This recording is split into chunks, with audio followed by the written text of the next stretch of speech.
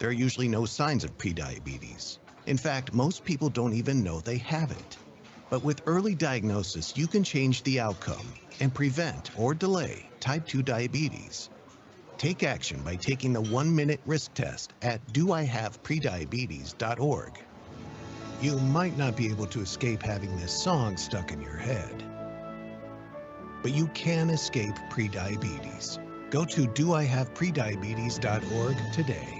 Brought to you by the Ad Council and the Centers for Disease Control and Prevention. What I know about courage, I learned from my adoptive mom. She said sometimes you just gotta hold on and know we'll get through this. Mom, we are so high up.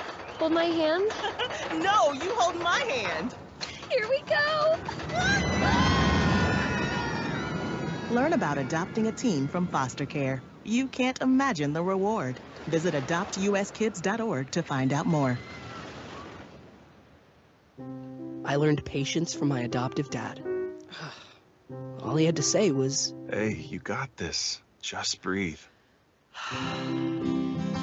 Hey, we're pretty good. yeah. Might have to start a band. I got it. Learn about adopting a teen from foster care. You can't imagine the reward. Visit adoptuskids.org to find out more. This message is brought to you by Adopt US Kids, the U.S. Department of Health and Human Services, and the Ad Council. Thank you for waking us all up out here, for all you do. Thank you for giving us a voice. For being out there helping keep the constitutional republic. I want to thank you for your support for veterans in the military. Educating us. Standing up for conservatism. Giving us the truth. Florida's Voice with Drew Steele. Well, look at us. Here we are. Good morning, everybody. It's great to see you here. Thanks for joining us today. My name is Drew Steele. And yes, this is Florida's Voice Radio with Drew Steele. And boy, do we got a lineup for you today. We got a lot going on. Of course, hope you had a fantastic weekend, a great holiday weekend. And on the way, we are going to have some great conversations. Congressman Byron Donald's 19th District's going to be with us. Wilton Simpson's going to be with us. We have so many guests later on in the podcast. We've got DC Draino. We're going to bring in Brendon Leslie in a little bit from Florida's Voice, and he'll tell us all about the guests, and we'll have a conversation about what we're doing here. There's a lot to get excited about. And I hope you'll be joining us each and every day, each and every morning, 6 to 9 a.m. We will be here live. And not just that, but we've got a phone number, too, that we're going to get to you in just a second. So, hey, listen, if you want to call in, you got a couple of things on your mind after this weekend. Certainly, as you've been paying attention to a lot of the politics, not just in the state. And, boy, is there a lot to get to this morning, including one big deal that has to do with Amendment 3. And all of a sudden, we're starting to get a little more information on exactly what this thing is all about. And may I just say before we move on, listen, we've got a legislature and elected officials to do the work that you have asked them to do. And clearly, when we have things popping up like constitutional amendments, somebody has said to me in the past, and questions that need to be asked. For example, why is it that this is popping up? Why does it feel like all of these things happen when certain individuals don't get exactly what they want, or maybe they want to drive people to the polls? Listen, when you're failing in the state of Florida like Democrats are doing, listen, just saying, I'm just stating the facts, everybody. When you're failing the way you're failing in the state of Florida, and you need to drive people to the polls, and remember, driving people to the polls also means down ballot.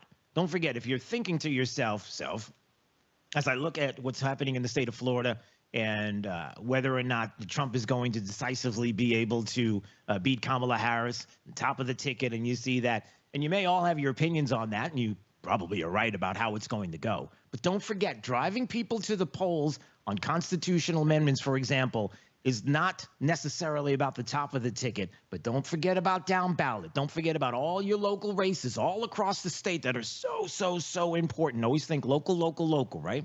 And so that's the other thing you have to think about. We'll talk about that more later on this morning. In the meantime, let's get to a little bit of national stories, some things that are happening out there, including what we are told is this back and forth in the polls between Kamala Harris and Donald Trump. I mean, what is it exactly?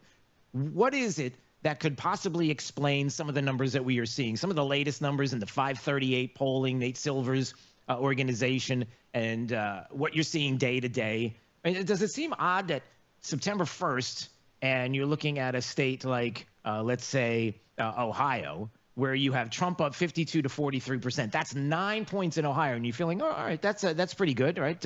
A good general idea of what's going on. And then you see the general election numbers ending yesterday, and you see Trump losing by 2 to Harris. And you're like, okay, so it feels like as you're looking at it, the polls seem to be all over the map. And what is it about Democrats specifically that people love so much? Is it some of the things that Kamala Harris does?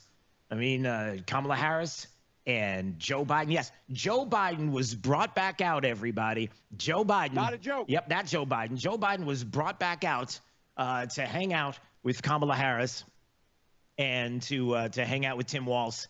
And I don't know what they were thinking, because audio hilarity ensued. You got a microphone, you got a teleprompter, and you got Joe Biden in front of it. And like we said, Not a joke. Yeah, not a joke.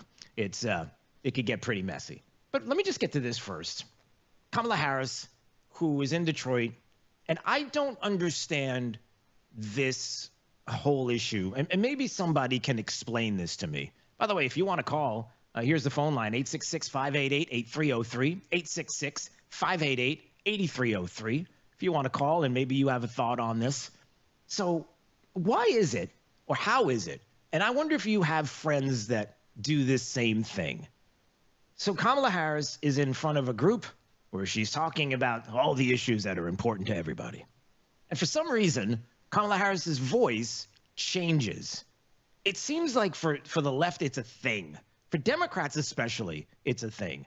Why is Kamala Harris talking like this? You better thank a union member for sick leave. You better thank a union member for paid leave. You better thank a union member for vacation time. But wait, who is that? Who? Can I play that again? Play that again. You better thank a union member for sick leave. You better thank a union member for paid leave. Again, what? I mean, look, I don't know a lot about Kamala Harris as far as her accents and the ways that she speaks, but it sounds to me as if, I don't know, she's in front of an audience and her voice, again. You better thank a union member for sick leave. That's not what she... And listen, it's not like Democrats do this kind of thing often, right? I mean, we haven't had anybody in the past that... I don't feel no ways tired. Well, there was that time that Hillary Clinton did the same thing. What is it about Democrats and the left when they get in front of certain groups of individuals, human beings, people, American citizens? The whole... I don't feel no ways tired. What is that? Do they talk to each other? I mean, is this the thing? If you're in the audience and they do this, are you thinking to yourself that this is a good thing? Like, I feel closer to them because they faked an accent, and so now everything is... I don't know. I don't get it. I really don't understand. But it seems like something that happens all the time. All right, give me a little bit more of what Kamala Harris said as well. So this is Kamala Harris, Detroit, and now she's talking about things have been happening on the streets and the economy and jobs and, you know, a couple of things here and there that she's talking about. Many of you know my parents met while they were active in the civil rights movement. Yeah. So when I was young, my parents, I see some young leaders here today. When I was young, my parents would take me to the meetings. I see our young leaders. And take me to the marches. I was in a stroller. And from a very young age, I learned that when people stand together, when we join voices, knowing that the vast majority of us have so much more in common than what separates us, when we join those voices, we can drive extraordinary change. Yeah, you know what? Maybe we don't want extraordinary change. You know, some of us are like, hey, you know what? I like everything the way it is. Kamala Harris, when she talks about driving extraordinary change, you know, what kind of change is it? Is it like, I love the Constitution and the rule of law in the United States, and I kind of really want to cement that? And because that's not something you just change. We have that already. It's something that, you know, you'd want to keep. So the driving extraordinary change part might be the fact that, hey, look, her parents were, let's just put it this way, they were pretty far left, right?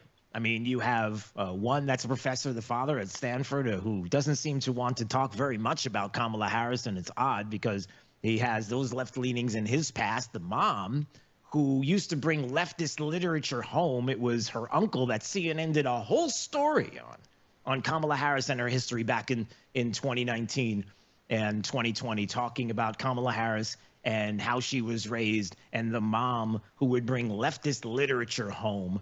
And I don't think she was bringing leftist literature home just to kind of have it on the shelf and say, hey, look, this is Karl Marx. Let's learn about him today. And maybe it would just be something that she would be sitting there saying, I'd like to learn more.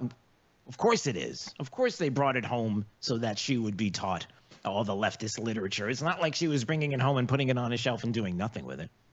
I mean, I would assume not.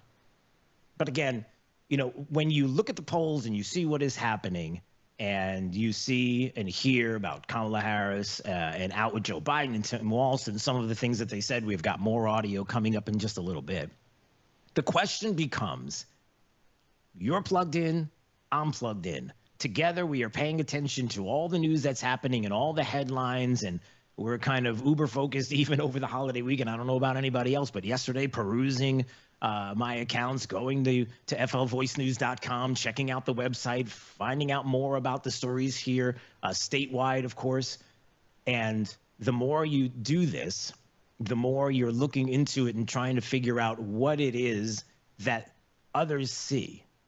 Now that Labor Day is over, we are now engaged. This is the time. Is this when things happen? Is this when you start to see the real numbers? Is this where you start to see the pivot where finally people are going to be paying attention?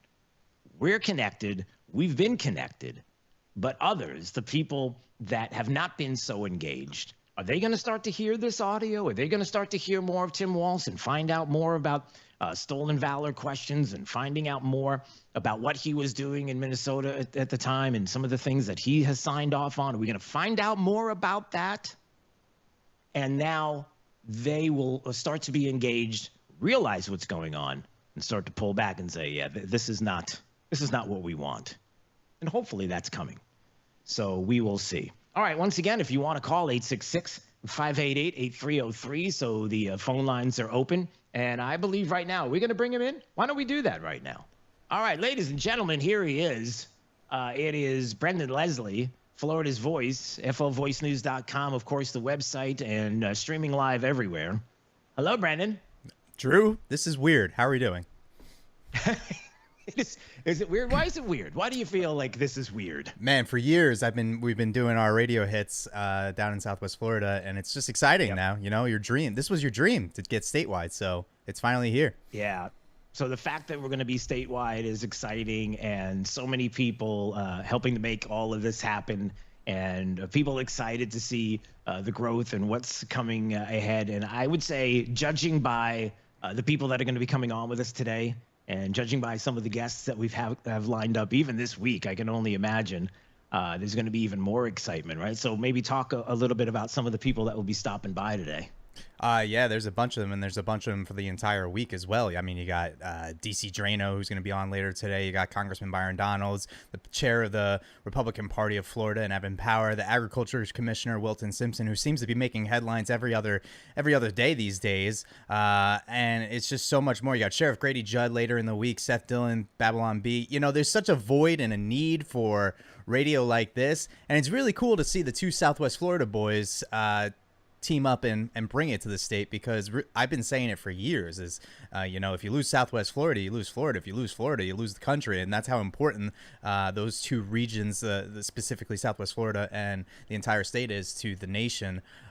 So bittersweet to see you expand, but I'm excited for you, and I'm excited for the potential we have here at Florida's Voice.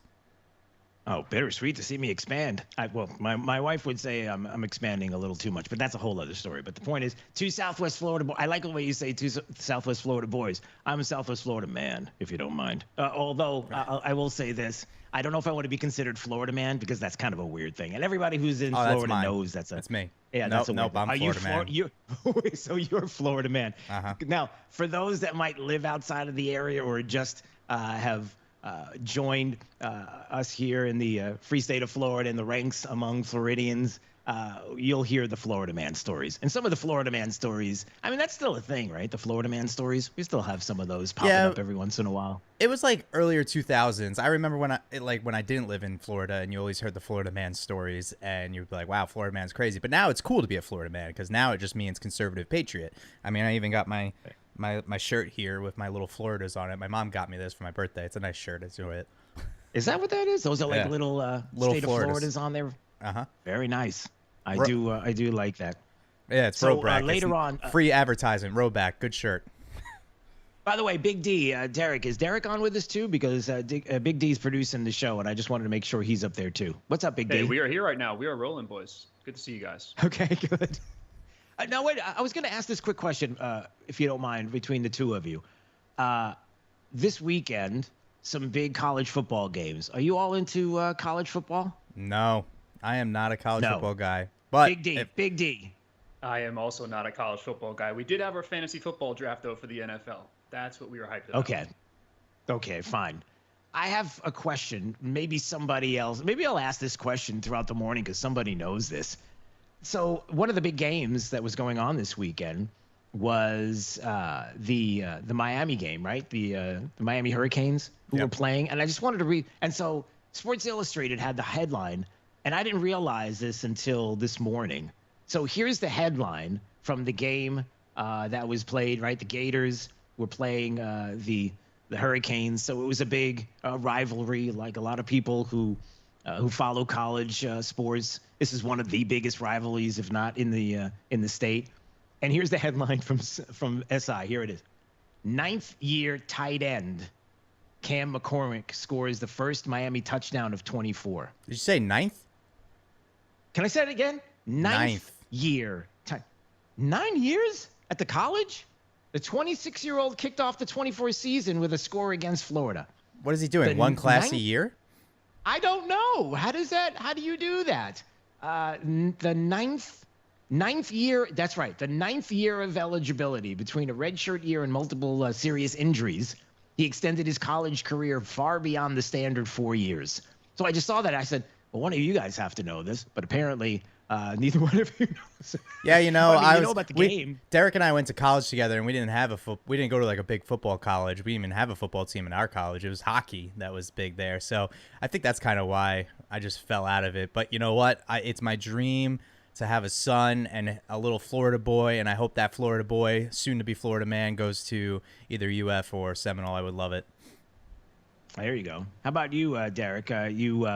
You're getting ready for the football season, so it's not college, it's NFL, and you're super excited because this is it, right? I mean, this is the beginning of what is going to be the football season, right? It's not just the college games and heating up, but it's also we've only got another week before technically the season starts. You got to give the notification to the significant others that you're going to be spending a little less time together and a little more time in front of the TV on the couch, and thankfully they're accepting of that. How does that work, Big D? How does that work in your household? I'll report back next week when the season starts. I had the conversation with my lady. It's our first NFL season together, and I actually told her the other day. I said, "Hey, just letting you know, every Sunday and/or Monday and/or Thursday, I will be busy at night watching TV, and this TV is mine." Nice. All right. It's a trade-off. It's Florida's Voice. It's Florida's Voice with Drew Steele, and we got Brendon and Leslie with us right now. Big D is producing back in the studio, and we appreciate you hanging out with us. We've got some fantastic shows coming up this week, of course. And listen, we're not going anywhere. This is an exciting time to be branching out across the state, and we are looking forward to all the things that we are going to be able to do and some of the stories we're going to focus on. Now, coming up at 6:35, we're going to have Anita Padilla, who's going to join us. Who, by the way, is fantastic, Brendon. Can I just tell you how awesome Anita is? I mean, if you want to talk her up a little bit before I explain what's going on, she's great. Yeah, it's really cool. At Florida's Voice, we got a really good team of former mainstream reporters that were sick of, just like me, they were sick of pushing the left-wing propaganda. They wanted to find an outlet where they weren't completely controlled by executives and actually tell the news. Anita Padilla is the perfect example of that. 16 years, she was the morning anchor in Chicago, 25 years experienced, I believe a 2-time Emmy winner. Like, she's the real deal. And she came over, I got connected with her. She called me up and said, "Hey, I'm moving to Southwest Florida, and you happen to have a position." I was like, "Hey, I need a new news director." director. You want to come run the newsroom? And she's taken off running with it, and it's really brought a new element to our team that we haven't had before, and an experience that a lot of us don't have. Oh, that's awesome. And so she's going to be joining us in a little bit, and some of the stories that we're going to be hitting from the website, from Florida's Voice, flvoicenews.com. Just two of them I just wanted to tease up real fast. One of them has to do with Stephen King. And here's the funny thing about the Stephen King story. So just give you the lead. Stephen King is complaining because he's claiming that books are being banned in the state of Florida. Now, when you hear books being banned in the state of Florida, what's the first thing you should think of about banned books in Florida? You want to know what the answer is? It's very simple. It's Don't Say Gay. Right. Now, if you're wondering how Stephen King and Don't Say Gay and banned books go together, it's simple. There's no such thing as Don't Say Gay. There never was a Don't Say Gay bill. It was something that was made up to cause division in the state of Florida, and nobody's banning books in the state of Florida. But Stephen King's got this thing going on, which is kind of funny. So we're going to get to that coming up in just a second, that story. I thought that was humorous. And then one of the other things, too, is, look, I don't know how, and I don't even know, Big D and Brendon, I don't even know how you feel necessarily about Amendment 3 and what your thoughts are. And Amendment 3 about legalizing marijuana here in the state of Florida. Now, I will tell you, this is polarizing. Would you agree? Brendon, would you agree that lately, politically, you could say that the Amendment 3 issue is one that is polarizing, that there are people who have sides and issues, but they also have reasons why they would support it, for example, or not. And it is kind of polarizing, and it's not just between Floridians. It's politically, even beside Democrats and Republicans, it's even within the Republican Party itself. It's divisive. Is that fair to say? Man, you really wanted to start our first show with the most difficult topic. Yeah, I do. It's not even digging. It's not even digging in too much, but I just want to touch on it for a little bit. It is very divisive because there's so much more to it than just let's legalize pot, let's not legalize pot. There's so many arguments in the language of this amendment where it's like, I feel like a vast majority of us do support legalizing recreational marijuana with rules and regulations. But I think the argument on one side, the Republicans, is if you pass Amendment 3, it's going to be hard to regulate it, making it kind of like a free-for-all. So there's a lot to it. Yeah. If you want to talk about the amendment process, I'll go off on, me. I think it's the dumbest thing in the world what we do here in Florida with amendments on the ballot. But that's the key. That's the key. See, we've got to focus on that. Look, if we're going to be honest about this, and for me, and I've said this to you many times. I've said it to you on the air. I've said it to you off the air. I say it to everybody. This is just me being honest. In this process, we want honest brokers. What does that mean? We want people that are going to give you the good, the bad, the ugly, everything in between. I want all the information about what marijuana is and is not. I want to hear about what's going on in other states and what they're doing, and the quote-unquote experiments that we have here in the United States, of states, and being able to see what they're doing there to find out exactly what's happening so that we can make the best decision possible. Now, why is that such a bad thing, right? So, number one, we want all the information out there, and then you let the chips fall. But the second part is the one thing that you brought up, Brendon, that's the most important, which is this amendment process and how vague things can be. Yep. And how language could be in there that nobody knows about because all they see is the headline. They don't dig in deep, right, and they don't see the deep part of the headlines. And when that happens, that's when we get in trouble. And I think that is where we are right now. Put aside what I just said as far as whether you agree or disagree, whether you want to do it or not, whether you care about the health benefits or the detriment that you could have to that. But the point is, it's the amendment process. Look, we'll talk about that more coming up. There's a lot going on here this morning. On the way, Anita Padilla is going to give us the headlines. All right, stick with us. This is Florida's Voice Radio. It's Drew Steele. We'll be back in just a minute. You're listening to Florida's Voice with Drew Steele. I'm Chris Jakimick. I served in the United States Air Force, and I deployed 3 times. being a veteran, it's interwoven into your DNA, is really the absence of the connection and the purpose that can really drive a lot of veterans to some negative thoughts. For those who are in a suicidal crisis, the window of time to save somebody's life is very short. Our duty is to protect ourselves and protect our families, and one way you can do that is store your weapons safely. Store all your guns securely. Help stop suicide. Brought to you by End Family Fire and the Ad Council. We're with Bridget, whose husband won't be home for months, and whose daughter is due any day. We're with Mike, who's leaving home to protect his family and yours. We're with all service members and their families who need community, connection, and maybe a bit of magic. Are you with them? Learn more at uso.org today. We're with Liam after his 4th military move, when being new is starting to get old.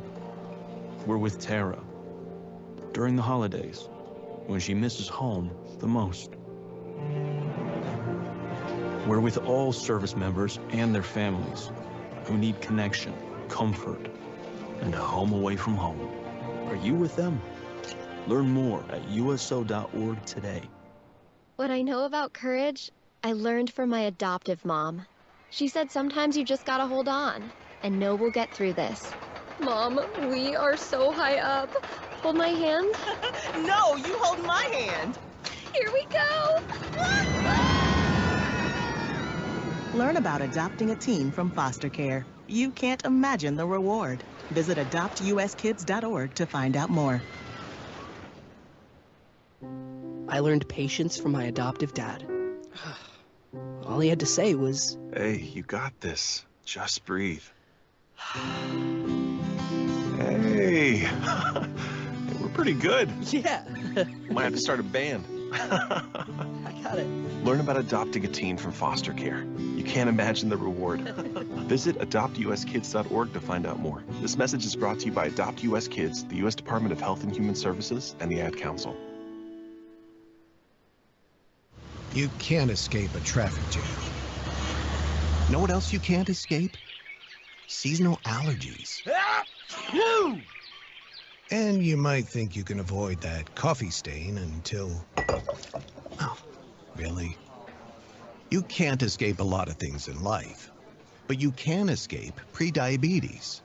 Prediabetes captures 1 in 3 adults. There are usually no signs of prediabetes. In fact, most people don't even know they have it.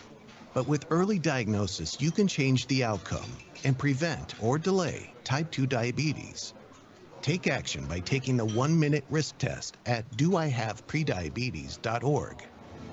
You might not be able to escape having this song stuck in your head, but you can escape prediabetes.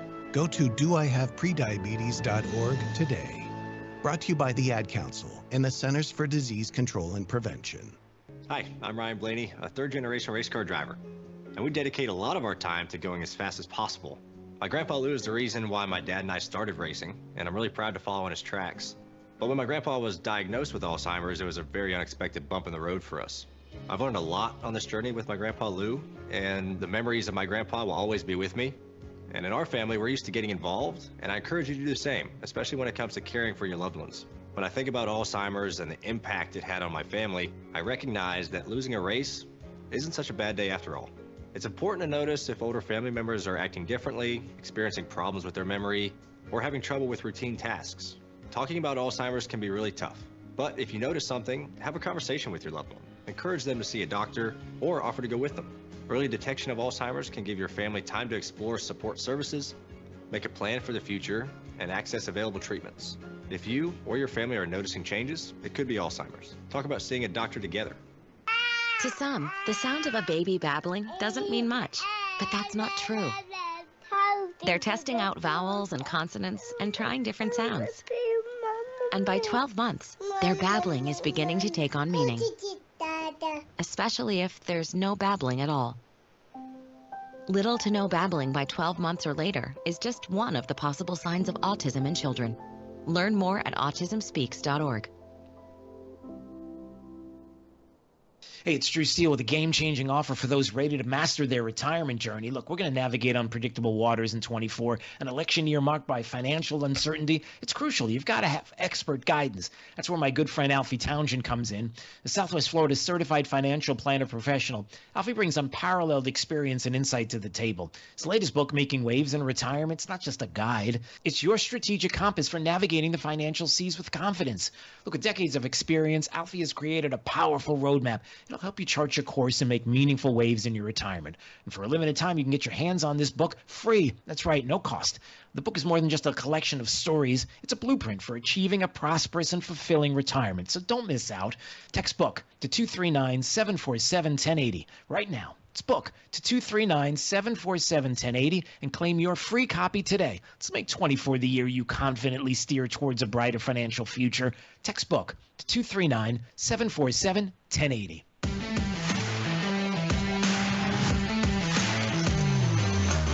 Now, back to Florida's Voice with Drew Steele.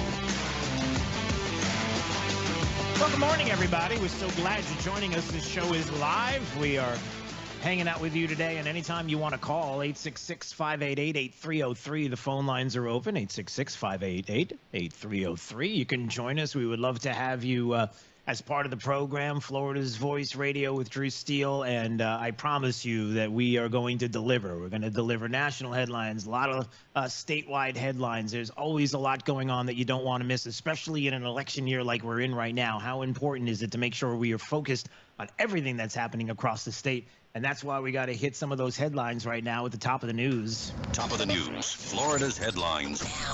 Now. And joining us is Anita Padilla, and I believe along with Brendan Leslie. Like both of them are hanging out with us today as we can hit on some headlines. Well, good morning, everybody. Good morning. I'm excited about How are today. you doing, Congratulations Anita? on your How's new it going show. over there? I think we need to get Anita's mic closer to her. Let's get it. How's this? Can you hear me? Check. There we go. How's that? All right, I'll move it The closer. first technical issue of the day. That's all right. We're doing okay. Anita, did you have a nice weekend? I had a wonderful weekend. Didn't do a whole lot, but did a lot of relaxing. Got a little bit of time in the pool, and then the storms come. You know how it goes. Yeah. What about you? It's if you're in the state of Florida long enough, and I think we all know this now, there are certain inevitables. What the weather's going to be like. If you live here in Florida, don't complain about the weather in the summer. You know what it's going to be like. Everybody knows it's going to be hot. You know the pool is going to be there for you, and then soon enough, everybody's going to be coming here because the weather's going to be amazing. And so it's good stuff. All right. I know there are a lot of headlines at flvoicenews.com, Florida's Voice. I was checking it out this morning, and I know you've got some of the headlines. So let's hit some of the stories. What do you got for me today? All right. Well, I thought one of the more interesting stories that we're featuring on our webpage here is, and on all of our social platforms, is this Stephen King. You know, he got upset over the weekend, and I saw this, and I was like, what is he talking about? And he said, you know, he used an expletive, and he said, my books are banned in Florida, 23 books. And I don't know about you guys, but I would sometimes wonder what goes on in the head of a man that creates the kind of content that he creates. Because, I mean, are you guys fans of Stephen King, or have you watched any of his movies? Yeah, the horror movies? Well, I was just going to say, the Stephen King. So first of all, I can't even, off the top of my head, and forgive me, I'm not a Stephen King guy. I'm not a horror movie guy. It's just not what I do. Right. So the first thing that comes to my mind when I think of Stephen King is Cujo. And I have no idea. And I think Cujo, is Cujo a dog? Yeah, Why? big dog. Big scary dog. Okay. So is Cujo to Stephen King what Jaws was to sharks and the beach and everything? Like, people got scared when they saw the movie Cujo or read the book Cujo, then everybody was afraid of dogs. Just like when you went and saw Jaws for the first time, everybody's afraid to go into the water. Okay, big dogs.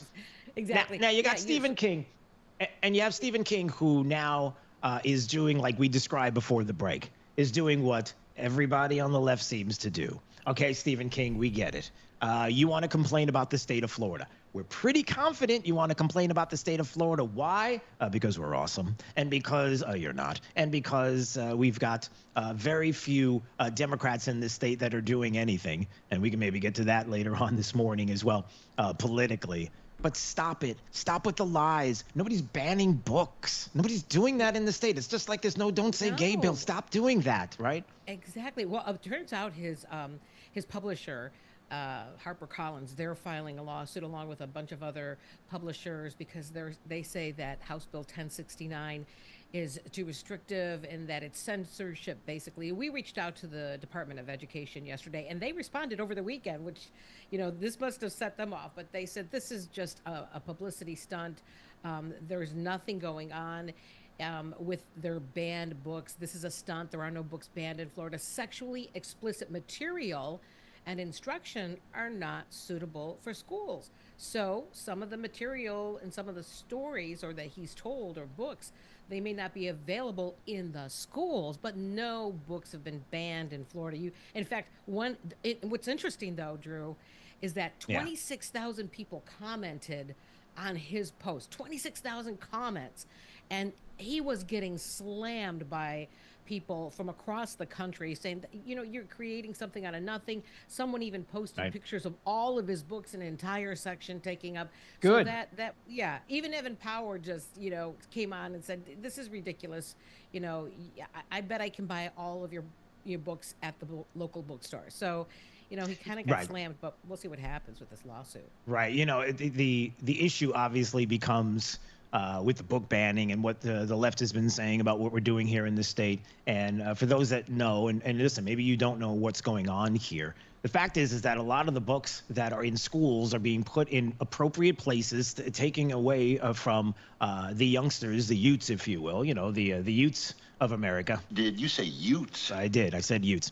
And the kids that, listen, they shouldn't have these books available to them in the schools. Not that they're not in the schools, for example, not that they're in the libraries, but they're put in the appropriate locations. And then people in the past had taken full. Remember the pictures of people taking full bookshelves, just taking the books off and then taking pictures of the bookshelf and saying, this is what's happening here in Florida. They're banning books. And meanwhile, it's like, no, you just took the books off the shelf just to create a chaos here and to make it look like everything is so bad when it's not. So again, with Stephen King and this issue, once again, it's the left who are trying to go after the policies that have been voted on by the public here in the state of Florida and doing the right thing by our kids and keeping our kids safe when it comes to a lot of different issues, including books that, listen, maybe are inappropriate for children. I haven't read. I can only imagine and I think you mentioned this, Anita, like what's in the mind of a Stephen King? Like what are some of those things that are in there? Do we ever actually read and get specific about what's in those books? But we'll save that for another time. All right, what else you got for me, Anita? Exactly. Come on, what do we got? That's exactly right. All right. Also, in Florida, Nicolas Maduro, Venezuelan President Nicolas Maduro made news here in the United States because his plane was seized by the federal government here in the United States. And it was actually in the Dominican Republic, and they alerted authorities here, and his plane flew into Fort Lauderdale yesterday from the Dominican Republic, and it was transferred here because of what the U.S. government says was alleged violations of U.S. export control and sanctions. They say that he illegally purchased that $13 million plane through a shell company and smuggled it out of the country, and that is why they seized it. And it got some reaction too from some of our local, some of our congressional and Senate officials here. Rick Scott commended the Dominican Republic for, quote, taking a stand for freedom by working to seize Maduro's plane. He said every freedom-loving nation in the U.S. and U.S. ally in the region must follow this kind of example and demonstrate through their actions that they stand on the right side of history. And then also Representative Jimenez also reacted to this news too. And yeah, so this is one of those things where, the president of Venezuela, that depends on who you're talking to there. The president of Venezuela did not react. We didn't hear any reaction from him, but he apparently won his re-election. But yeah, so that was kind of interesting that took place right here, and a lot of people watching that, seeing what's going on. Also, I don't know how much time we have left. Do you have time? Yeah, we got a couple. We got a couple more minutes. Give me one more. Okay, so Governor DeSantis, he is saying that Florida's basically going to smell like a bunch of pot smoking. You know, if you're going to smell something in the air if Amendment 3 is passed. And he says, you know, you can't regulate it. You know, Senator John Martin, who's down here in Fort Myers, he was talking about this, that you can regulate medical marijuana and where people smoke it, but you cannot regulate where recreational marijuana is smoked. And I don't know about you guys, but I've been to some cities, and you know, I came here from Chicago, and I'd be driving down the Eisenhower Expressway. You're not supposed to be driving and smoking, but it was everywhere. You could smell it everywhere. And whether you like it or not, you're not supposed to be driving with it. But this, you know, typically you'll see the slippery slope happen. People think it's recreational. They can smoke it anywhere they want, and they do. And they really do. Yeah. Everywhere you go. Yeah. Look, it's going to be something that this week we're going to talk more in detail on. We'll get into this story, and certainly from the perspective of the governor and what he was talking about, that he sees in something that Jonathan Martin was talking about. And listen, one of the things that we have to focus on when it comes to Amendment 3 and the legalization of marijuana here in the state,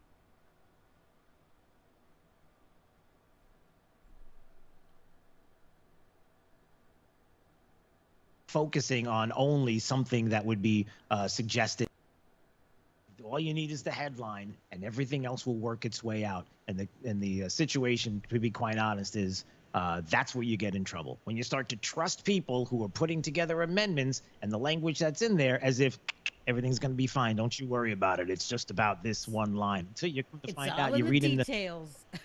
How do we not know about the fine print on things? How is it that in a common sense state and society, how is it that we just trust people to say, don't you worry about it? What we're doing here is above board.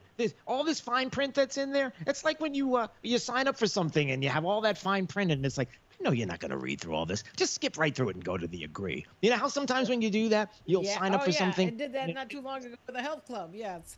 Right. I know. Tell you to read it. Like, don't even read it. We know you're not going to read it. I know you're not going to read it. And so instead of doing that, just scroll right down to the bottom and hit agree. And you do it. And you don't even ask. And then all of a sudden it's like, wait a minute, what's going on? We're not going to be in that position. What did I sign off on? Yeah. Yeah, exactly. All right, Anita, we appreciate you. Anita Padilla joining us this morning on Florida's Voice with Drew Steele. Hey, I appreciate you. All right, we'll see you. We'll see you tomorrow. We'll see you in another hour. Yeah, you're going to come back, right? So we'll see you in another hour. We'll be back. All right. See ya. All right. We'll see you in just a little bit. We appreciate that. All right. 866-588-8303 if you want to call. 866-588-8303. The phone lines are open. If you want to join in the conversation, it's a live program, 6 to 9 a.m. This is where we are. We'll be doing this each and every day. And we got some great guests coming up. We got Wilton Simpson on the way. We have Congressman Byron Donalds this morning, and so much more. But before we get to them coming up and getting ready for the top of the hour, some other headlines that I wanted to mention. Somebody decided that it was a good idea to not only bring together Joe Biden and Kamala Harris there on the campaign trail, but they also thought it was a good idea to bring all them out at the same time, including Tim Walz, who had an opportunity to go out and do some rallies. And listen, I'm not suggesting that in any way, shape, or form do people lie politically. But I'm saying that people sometimes say things and they lie politically. And when you're in a big enough crowd and you say something that is a lie, or at least stretching the truth, that nobody is going to fact check you. Like Tim Walz, who yesterday, or I guess it was a couple of days ago, he's at a rally. And I want you to listen to what he said about Donald Trump and child labor.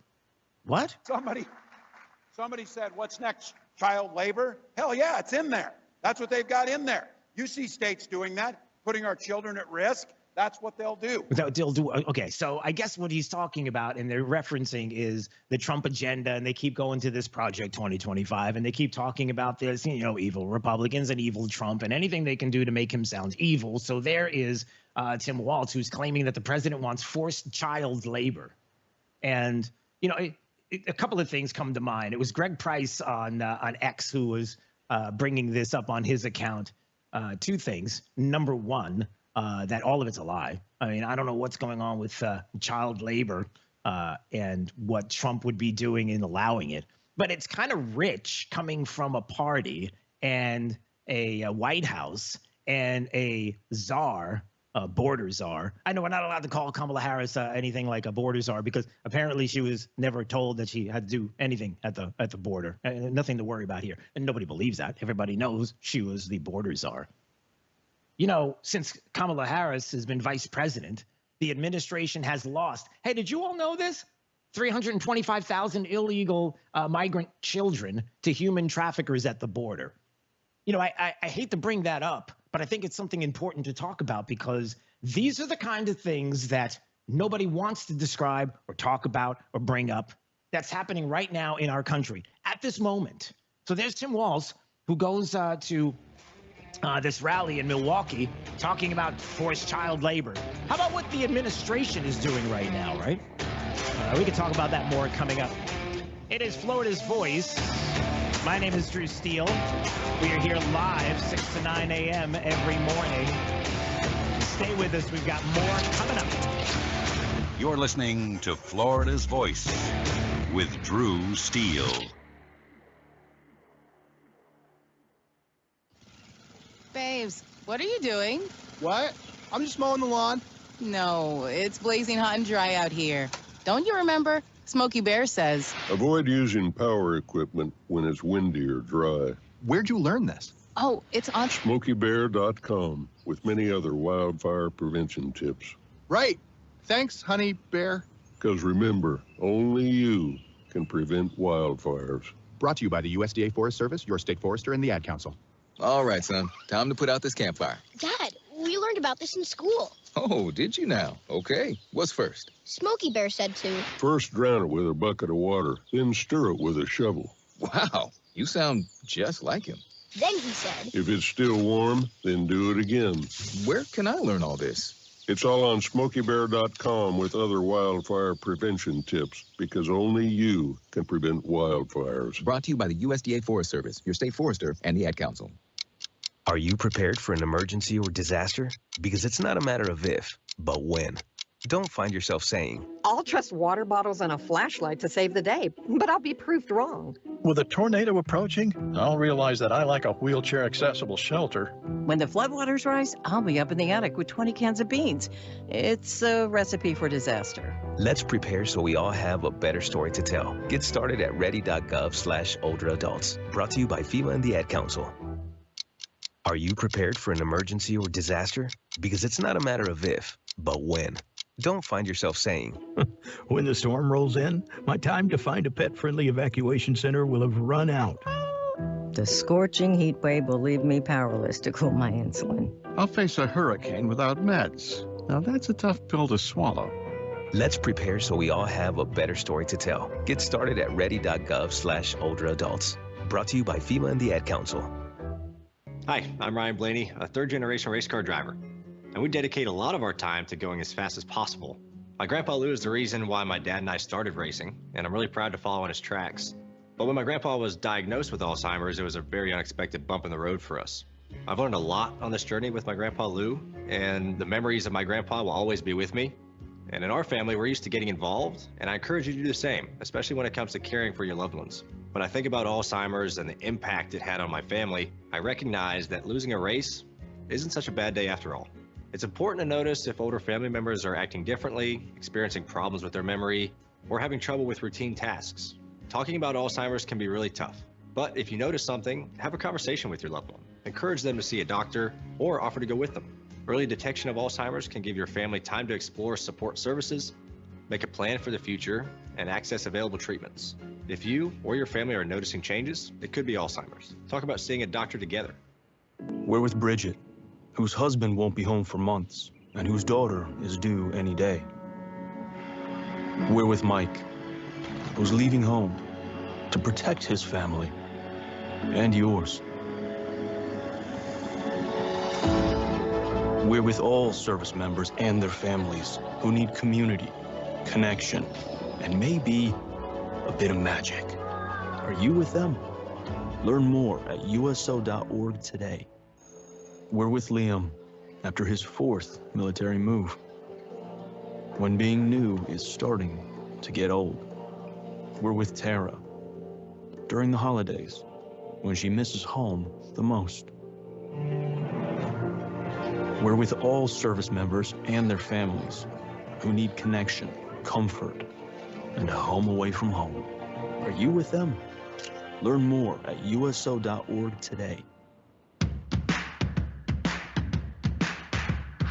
Now, back to Florida's Voice with Drew Steele. All right, coming up in just a couple of more minutes, we're going to have Wilton Simpson joining us. I believe 7:06 he'll be joining us. 7:40, Congressman Byron Donalds will be joining us as well. So we've got a busy hour coming up here with Florida's Voice. My name is Drew Steele. Derek is on the other side of the glass, so to speak, producing. Big D. Big D, you're there, right? Everything good? We are still here. We are rolling. We're here and we're rolling. God, thank you for that, D. I hope we're rolling because it would be really bad if we weren't. So that's going to be coming up in just a bit. Hey, but I was going to ask you, Big D, how many pennies do you have laying around the house? You got pennies laying around at all? I've got this huge jar here. Let me open it up and I'll start counting for you. 1 second. Oh, stop it. No, seriously. Do you have? I'm serious though. Do you have pennies? Do you have pennies in the house? I have that generic jar of coins that everyone throws their change in when they come back from the store, but I'm one of those people who just swipes a credit card now. I don't have coins laying around the house. Right. I use cash for change. What do we do with pennies? You know, the New York Times had an article on this. Most pennies produced by the mint are given out as change but never spent. So there's 240 billion pennies lying around the U.S., about $7.24 for every man, woman, and child residing in this country, and enough to hand 2 pennies to every bewildered human born since the dawn of man. Wow. I don't know how they pull that. That's such a weird reference, like since the dawn of man. Are you sure about that? That's an interesting thing when people bring up, like, from the dawn of time. And, yeah, where's that evidence? Well, no, I like the planet is the hottest that's it's ever been. Really? Are you sure about that? Are you sure it's not recorded time? Because the planet's been around for a long time, and I don't know how you know. And well, we have theories. Okay, well, theories don't help anything. But the point is, you got all of these pennies. What do we do? And the suggestion is, it's time to get rid of them. Do we get rid of pennies? Would you miss a penny if it was gone? As someone who doesn't use cash, I would have to say no. Okay, so no pennies if they're gone. Okay, but wouldn't stores have to change all their prices because there's that a certain amount of change you need to make with that extra penny? $9.56. Well, no. Listen, and I know. All right, can we talk? It's just the two of us, okay? The dirty little secret. Nobody else is listening. And I just know. Spill it. Well, don't say that. And I know the dirty little secret with the penny and prices and how that works. I mean, you want the price to look the lowest it's going to look. And instead of looking at something at $20, you can make it $19.99. It's like, oh, it's only $19. It's less than $20. I'm in. Okay, so the penny, the idea of the 1 cent on something that you're going to buy is never going to leave. It's always going to be here. We're always going to have that. But as far as the change that you get back, but here's the magic question, if you will. You ready for the big one? This is the big one. Who's on the penny? Who's on Derek? The penny? Yeah. Is that whose face is on the penny? Oh, you are a millennial, aren't you? You're a millennial, aren't you, Derek? Lincoln. Oh no, you looked at the jar. Don't do that. All my pennies are upside down in the jar. Derek, you're a millennial, aren't you? Come on, give it to me. You are, right? Unfortunately. Yeah. I'm sorry. I put you on the spot. I don't identify as a millennium. Okay, you don't have to. That's good. I put you on the spot, but you know what? It was funny, and it was kind of worth it because it kind of makes the point. How many times people see pennies? Are they really? If they go, if they don't go, whatevs, as the kids say. All right. Agriculture Commissioner Wilton Simpson, great state of Florida. He's going to be joining us coming up in a few minutes. Looking forward to our conversation. Florida's Voice with Drew Steele coming up next. You're listening to Florida's Voice with Drew Steele. What I know about courage, I learned from my adoptive mom. She said sometimes you just gotta hold on and know we'll get through this. Mom, we are so high up. Hold my hand. No, you hold my hand. Here we go. Learn about adopting a teen from foster care. You can't imagine the reward. Visit adoptuskids.org to find out more. I learned patience from my adoptive dad. All he had to say was, "Hey, you got this. Just breathe." Hey, we're pretty good. Yeah. Might have to start a band. I got it. Learn about adopting a teen from foster care. You can't imagine the reward.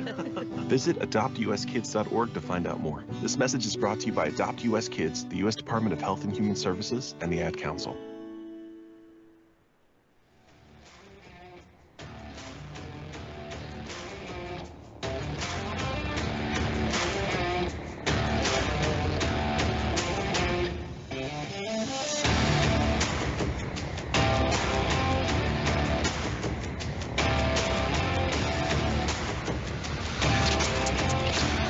You're listening to Florida's Voice with Drew Steele. Hi, I'm Ryan Blaney, a third-generation race car driver, and we dedicate a lot of our time to going as fast as possible. My grandpa Lou is the reason why my dad and I started racing, and I'm really proud to follow in his tracks. But when my grandpa was diagnosed with Alzheimer's, it was a very unexpected bump in the road for us.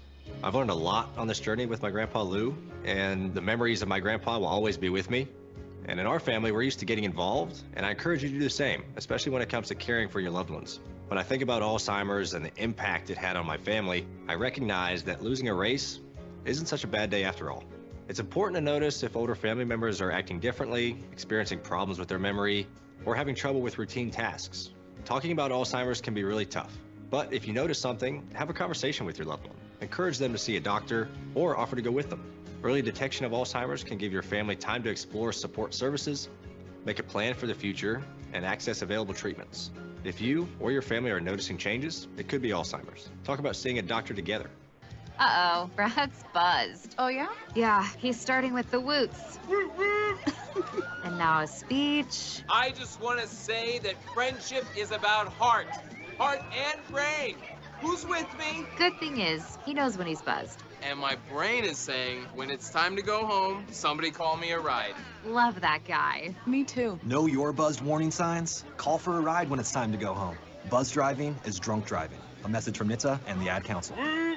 Hey, it's Drew Steele with an offer that can help steer your retirement in the right direction. Look, we're going to navigate the turbulent waters of 24 with this financial uncertainties and shifting tides. Having expert guidance is more crucial than ever, and that's where my good friend Alfie Townsend comes in.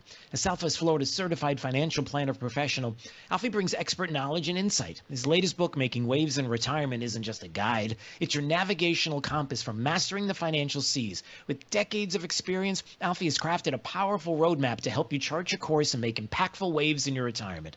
Look, for a limited time, you can claim your free copy of this valuable guide. That's right, no cost. This book is more than just pages. It's your blueprint for a prosperous and fulfilling retirement. Don't let this opportunity drift by. Text book to 239-747-1080. That's book to 239-747-1080. Look, secure your free copy today. Let's make 24 the year you confidently navigate towards a brighter financial future. Text book to 239-747-1080. In Iraq, our truck hit a roadside bomb. I had about 16 surgeries on my hand so that I could regain function. And when I came home, I needed a new roof due to a storm. And I was about to lose homeowners insurance as well. I applied for Operation Homefront Critical Financial Assistance Program. And it's good to know that when we come home, there are people who are there that care about us. Operation Homefront, they've really been a blessing. Visit OperationHomefront.org to learn more. We're with Bridget, whose husband won't be home for months, and whose daughter is due any day. We're with Mike, who's leaving home to protect his family and yours. We're with all service members and their families who need community, connection, and maybe a bit of magic. Are you with them? Learn more at uso.org today. We're with Liam after his 4th military move, when being new is starting to get old. We're with Tara during the holidays, when she misses home the most. We're with all service members and their families who need connection, comfort, and a home away from home. Are you with them? Learn more at uso.org today. You can't escape a traffic jam. Know what else you can't escape? Seasonal allergies. And you might think you can avoid that coffee stain until... Oh, really? You can't escape a lot of things in life, but you can escape prediabetes. Prediabetes captures 1 in 3 adults. There are usually no signs of prediabetes. In fact, most people don't even know they have it. But with early diagnosis, you can change the outcome and prevent or delay type 2 diabetes. Take action by taking the 1-minute risk test at doihaveprediabetes.org. You might not be able to escape having this song stuck in your head, but you can escape prediabetes. Go to doihaveprediabetes.org today.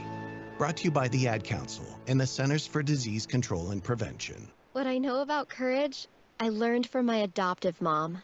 She said sometimes you just gotta hold on and know we'll get through this. Mom, we are so high up. Hold my hand. No, you hold my hand. Here we go. Learn about adopting a teen from foster care. You can't imagine the reward. Visit adoptuskids.org to find out more. I learned patience from my adoptive dad. All he had to say was, Hey, you got this. Just breathe. Hey, we're pretty good. Yeah. Might have to start a band. I got it.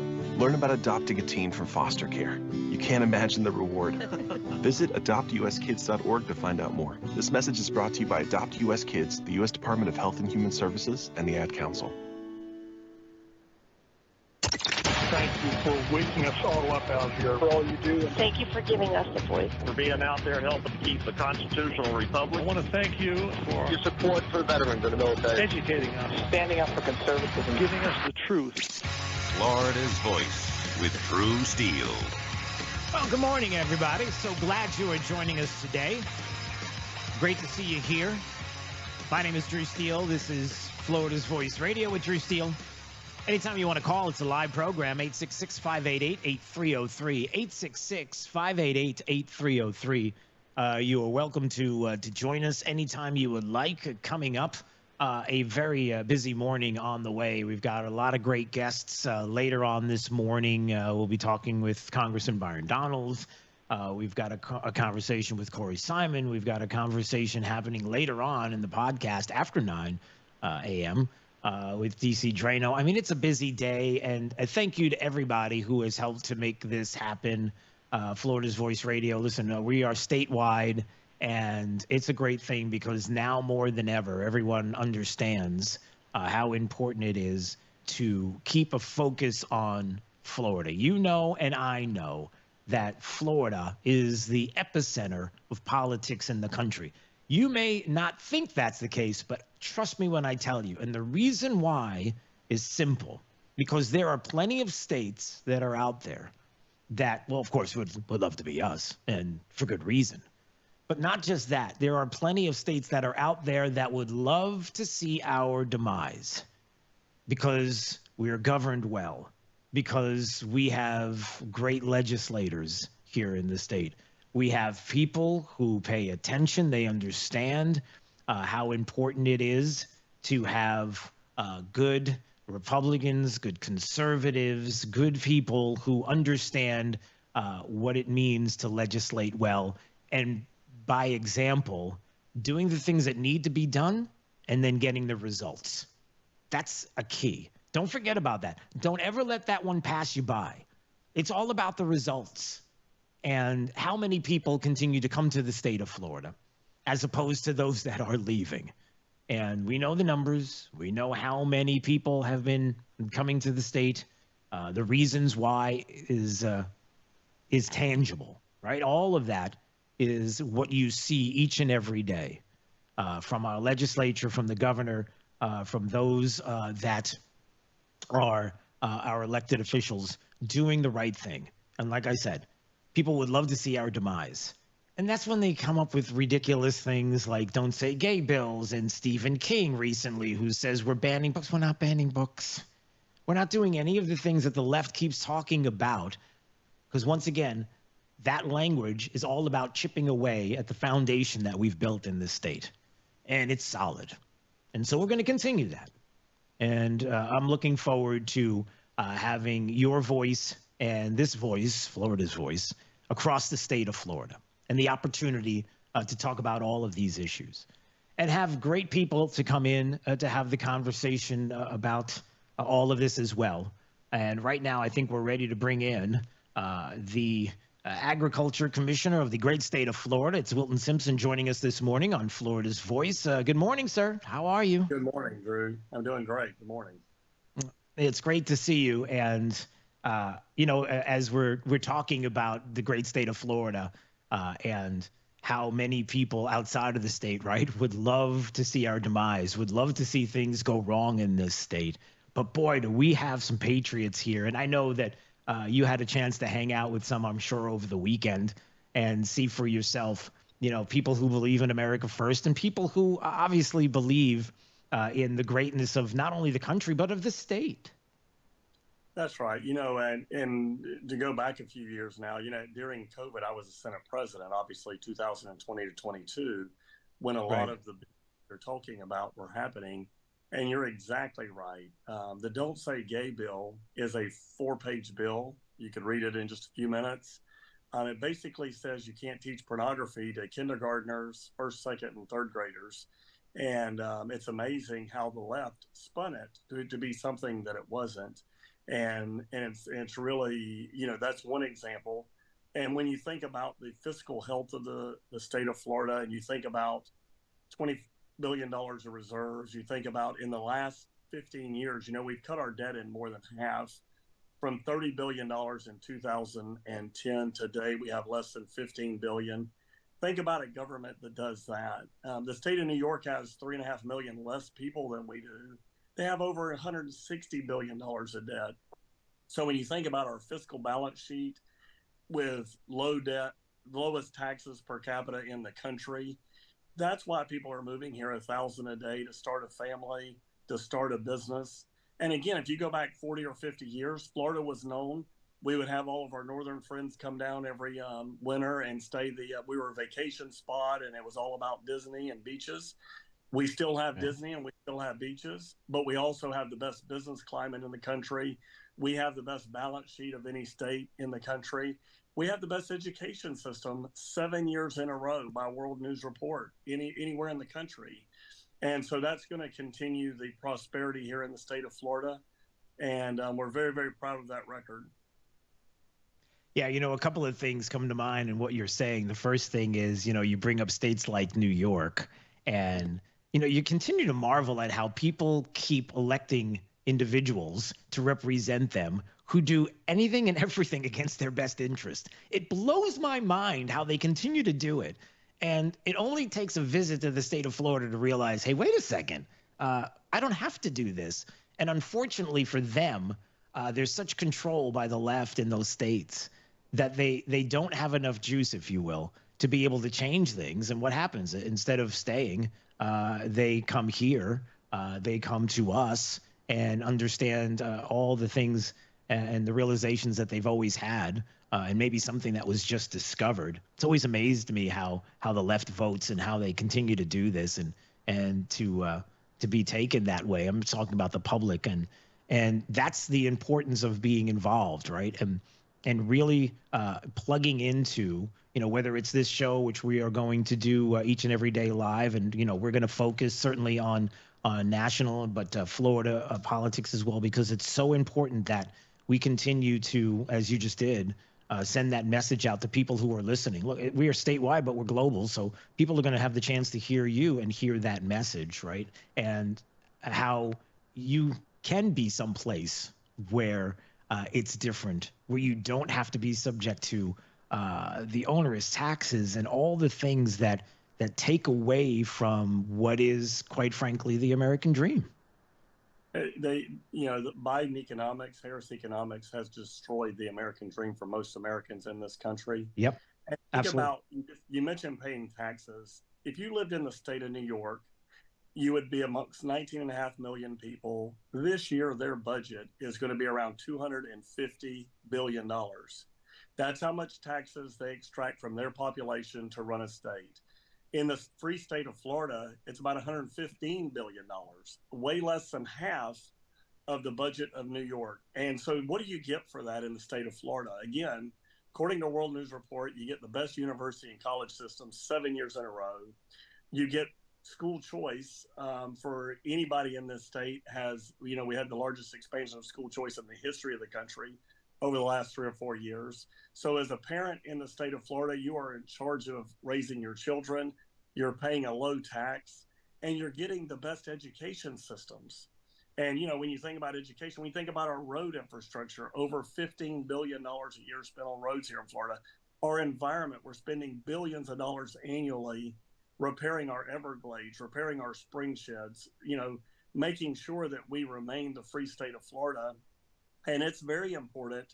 And when you look at, around the country, you said, what state am I going to start a family, start a business, any of those things? Florida has the best business climate, anywhere in the country. And if we were an economy, if we were a country to ourselves, we would be the 15th largest economy in the world. And so we're very proud of our accomplishments here in Florida. It's something I was very proud of to be a part of during my Senate time and as Senate president. And now as your Commissioner of Agriculture, again, we're dealing with national security issues here with our food process and most of safe, affordable, abundant food supply anywhere in the world. And we're making a big difference in this office also. Yeah, I want to get to that in just a second. Wilton Simpson is joining us on Florida's Voice Radio with Drew Steele. He is the agriculture commissioner here in the state of Florida. Two things. The first thing is, you could say this about local politics across the state of Florida, and you can talk about certainly in Tallahassee, and the importance of good governance and being good stewards of people's tax dollars allow you to do the great things that we are able to do here in the state without putting the state in a bind like other states do, where they are spending like crazy. They can't afford to do it, but they can't help themselves. When you're good stewards of people's tax dollars, you'd be amazed at how many things that you can do to satisfy so many and to do the right thing. That's the first thing. And then the second thing that you brought up, which is so important, is look, I don't know about anyone else who's listening to the sound of my voice across the state, but I love seeing the cattle as I'm driving down the road.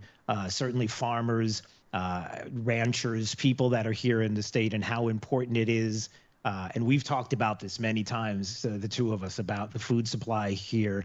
And just recently we had the conversation about the food supply and farming and agriculture here in the state, and how important that is, that we make sure that we have control, that no outside forces are coming in to try to take away what is a tradition and what we've been able to do here in the state. And then the idea that in Florida, like, we're going to be feeling good about like lab grown meat. Like, who does that? Have you been here? Have you tried some of the beef that we have? Why would you want to do that? It's not something that we need to. And maybe you can speak to that specifically. It's another leftist elitist attempt to destroy our food supply chain. And think about this. They're going to send you a biomass. You're going to grow it in a petri dish. And then you're going to use your 3D printer to stamp out the piece of meat that you want to eat. So it'll look like a traditional piece of meat. And as you know, we banned that in the state of Florida this last year. We banned that. We banned the processing of this type of fake synthetic meat, whatever you want to call it. And it's really amazing. And think about this, though. It's the leftist elitists who, the net zero 2030s, 2050s, whatever number you want to pick, believe that you have to eliminate your cattle industry to achieve that goal. And I'm thinking, okay, 20 years from now, there's going to be another billion people in this world.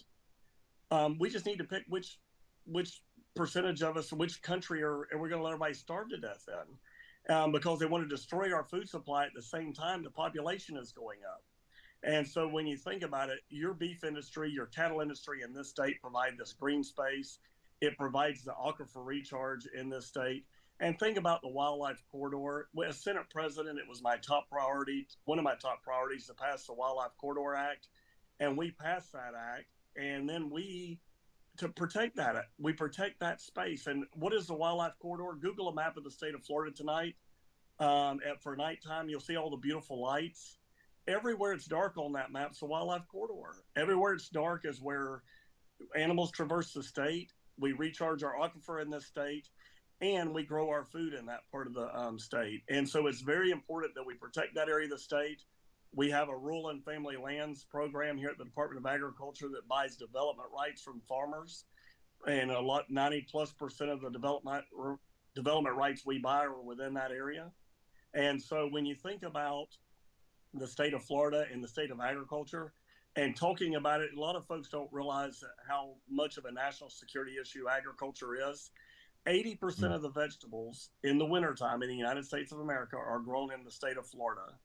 And there are a lot of people trying to destroy that agriculture. Where would we get those vegetables if that production was not here? And a lot of people would love to put that out of business. They make false claims of pollution and destroying the environment, and exactly the opposite is true.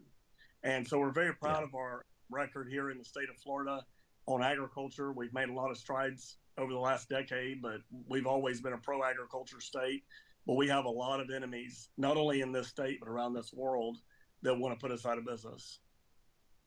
Well, Commissioner, before we go, one thing I wanted to touch on, and how do I put this the right way? I'm happy that I'll be going to a park that I love here in the state, and there are many, and not hear the sound of pickleball. Listen, I love pickleball. It's nice, but boy, I'll tell you what, they're loud. I mean, that sound can drive you nuts. And I'm glad that we're not going to have that driving us nuts. And obviously, you know what I'm talking about, whether it was golf courses or pickleball or the suggestion that we might want to bring this into our parks here in the state of Florida. Look, I guess the idea that it was thrown out there and then people listened to the voice of Floridians and it's like, yeah, maybe we don't do this. I believe I was the first out against this program. DEP announced that we were going to put lodges, pickleball courts, golf courses, and thing in our park system. And, they went so far to compare it to being out west where there's these big lodges and thing. I'm thinking, well, out west, there are millions of acres in those parks. Ours are normally a few thousand acres, number one. Number two, within just a few miles of our park system is all of that infrastructure you just mentioned. What a disaster it would have been to build golf courses, lodges, pickleball courts in the middle of our parks. Those parks are here not only for us and our generation, but for our grandchildren's grandchildren. We want that part of Florida to remain pristine. We are certainly not ever going to be for developing those parks. And I think that, as the governor said, it was a half-baked plan, not very well thought out. It was something that was sprung on us, obviously, by the media. We did not have any input. And we're very proud of the reaction from our constituents around the state. But obviously, I was very proud to lead on making sure that was not going to happen in our state parks. Yeah. It's I have yet to hear somebody say there's not enough golf courses in Florida. I just can't find it. Not that, and in our parks, for Christ's sakes, right? There's no way. Yeah, it was an odd suggestion. Like, man, I just need another golf course someplace. Yeah, well, we don't have to worry about that. Here, we keep a book of bad ideas. That was on page 1. Yeah, that's true. Do we have a book like that? Maybe we should start a book like that. We could put it. Somebody's got one. Someone's got one. Yeah, we'll just have it. It'll be a nice book for the coffee table. Maybe we'll hand them out. We'll have a nice book so people can peruse at their liking. All right, Florida's Agriculture Commissioner Wilton Simpson joining us this morning on Florida's Voice Radio with Drew Steele. I appreciate it, always seeing you, talking to you, and we're going to do this again soon. All the best, sir. We'll see you soon. Hey, all the best, and congratulations on your show. All right. Thank you so much. We appreciate him being here.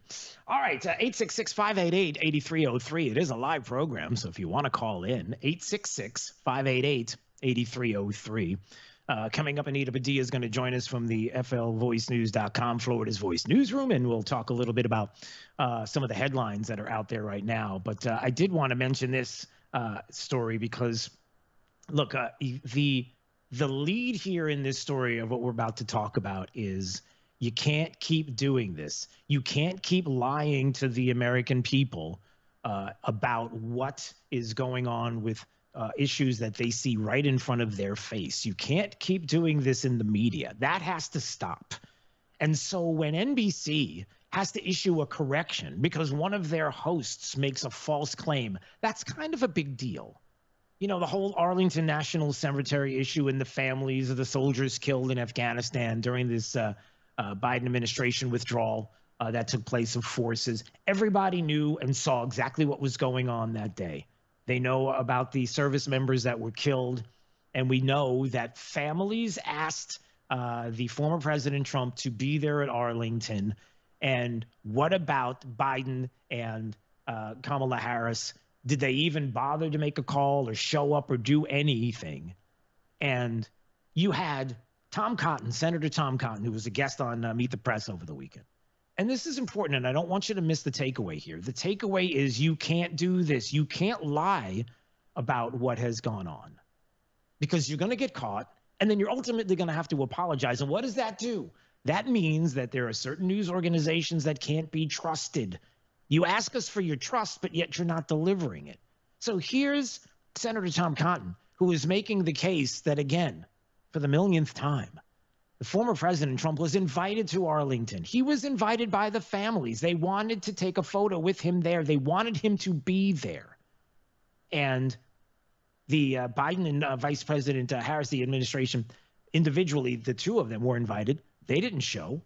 Well, why not? Bottom line, though, I guess, Senator, is it ever appropriate to make campaign content at military grave sites? He didn't take campaign photos there. These families, Gold Star families, whose children died because of Joe Biden and Kamala Harris's incompetence, invited him to the cemetery, and they asked him to take those photos. Okay, so they asked him to take the photos. We're getting this. They asked him to be there. Because as they told me yesterday, when I spoke to Kelly Barnett and Darren Hoover, the parents of Taylor Hoover, who has Arkansas ties, they don't get to go to the beach on Labor Day. They don't get to have barbecues. This is their one chance to have a memory of their children, to commemorate their service and to honor their sacrifice. They wanted President Trump there. They wanted to take those photos. Let me just stop for a second. I mean, just put yourself in their position. Put yourself in that position, the position of these families and what they've gone through. And so many Gold Star families who have been through the same thing with family members, children, in many cases, who made the ultimate sacrifice for this country. What's the least that you can do for them? To honor them, to show up, to be present? I mean, that's the least you're asking for. And let's not forget that side of the story, but let him go on. You know who the families also invited? Joe Biden and Kamala Harris. Where were they? Joe Biden was sitting at a beach. Kamala Harris was sitting at her mansion in Washington, D.C. She was 4 miles away, 10 minutes. She could have gone to the cemetery and honored the sacrifice of those young men and women, but she hasn't. She never has spoken to them or taken a meeting with them. Well, they did meet with them during the dignified transfer. Because of they were with them at the dignified transfer. Her and Joe Biden's incompetence, those 13 Americans were killed in Afghanistan. All right, let me just stop right there. So it's Kristen Welker who's trying to defend them and saying, well, no. She was at the dignified transfer ceremony when Biden was there. Do you remember the dignified transfer ceremony? You remember the one where Joe Biden was looking at his watch? You remember that? With his mask on, with the first lady next to him, and he's looking down at his watch because this is how you honor 13 soldiers who died in Afghanistan, by checking your watch. That's the first thing. The second thing is, she wasn't there. She wasn't there, and now what ends up happening? She didn't go. Either she's getting bad information, or she knew, and she was going to lie and think about getting away. Which one is it? Did you think you were going to lie and get away with it, or did you not know? In which case, you got really bad producers, because all you have to do is ask them, and they will tell you, no, she wasn't there. Okay, so let's not make that mistake. Well, they made that mistake. So what ends up happening? Meet the Press. On our broadcast this morning, we incorrectly implied that both President Biden and Vice President Harris attended the dignified transfer of 13 American service members killed in Afghanistan. Biden was in attendance, Harris was not. They had to apologize. All you have to do is be honest and tell the truth, and you can't even do that. All right, coming up, we'll have headlines from Florida's Voice, Congressman Byron, and maybe some phone calls on the way. You're listening to Florida's Voice with Drew Steele. I'm Chris Jakimick. I served in the United States Air Force, and I deployed 3 times. Being a veteran, it's interwoven into your DNA, is really the absence of the connection and the purpose that can really drive a lot of veterans to some negative thoughts. For those who are in a suicidal crisis, the window of time to save somebody's life is very short. Our duty is to protect ourselves and protect our families, and one way you can do that is store your weapons safely. Store all your guns securely. Help stop suicide. Brought to you by End Family Fire and the Ad Council. We're with Bridget, whose husband won't be home for months, and whose daughter is due any day. We're with Mike, who's leaving home to protect his family and yours. We're with all service members and their families who need community, connection, and maybe a bit of magic. Are you with them? Learn more at uso.org today. We're with Liam after his 4th military move, when being new is starting to get old. We're with Tara during the holidays, when she misses home the most. We're with all service members and their families who need connection, comfort, and a home away from home. Are you with them? Learn more at uso.org today. What I know about courage, I learned from my adoptive mom. She said sometimes you just gotta hold on and know we'll get through this. Mom, we are so high up. Hold my hand. No, you hold my hand. Here we go. Learn about adopting a teen from foster care. You can't imagine the reward. Visit adoptuskids.org to find out more. I learned patience from my adoptive dad. All he had to say was, "Hey, you got this. Just breathe." Hey, we're pretty good. Yeah. Might have to start a band. I got it. Learn about adopting a teen from foster care. You can't imagine the reward. Visit adoptuskids.org to find out more. This message is brought to you by Adopt US Kids, the U.S. Department of Health and Human Services, and the Ad Council. You can't escape a traffic jam. Know what else you can't escape? Seasonal allergies. And you might think you can avoid that coffee stain until... Oh, really? You can't escape a lot of things in life, but you can escape prediabetes. Prediabetes captures 1 in 3 adults. There are usually no signs of prediabetes. In fact, most people don't even know they have it. But with early diagnosis, you can change the outcome and prevent or delay type 2 diabetes. Take action by taking the 1-minute risk test at doihaveprediabetes.org. You might not be able to escape having this song stuck in your head, but you can escape prediabetes. Go to doihaveprediabetes.org today. Brought to you by the Ad Council and the Centers for Disease Control and Prevention. Hi, I'm Ryan Blaney, a 3rd-generation race car driver, and we dedicate a lot of our time to going as fast as possible. My grandpa Lou is the reason why my dad and I started racing, and I'm really proud to follow in his tracks. But when my grandpa was diagnosed with Alzheimer's, it was a very unexpected bump in the road for us. I've learned a lot on this journey with my grandpa Lou, and the memories of my grandpa will always be with me. And in our family, we're used to getting involved, and I encourage you to do the same, especially when it comes to caring for your loved ones. When I think about Alzheimer's and the impact it had on my family, I recognize that losing a race isn't such a bad day after all. It's important to notice if older family members are acting differently, experiencing problems with their memory, or having trouble with routine tasks. Talking about Alzheimer's can be really tough, but if you notice something, have a conversation with your loved one. Encourage them to see a doctor or offer to go with them. Early detection of Alzheimer's can give your family time to explore support services, make a plan for the future, and access available treatments. If you or your family are noticing changes, it could be Alzheimer's. Talk about seeing a doctor together. To some, the sound of a baby babbling doesn't mean much, but that's not true. They're testing out vowels and consonants and trying different sounds.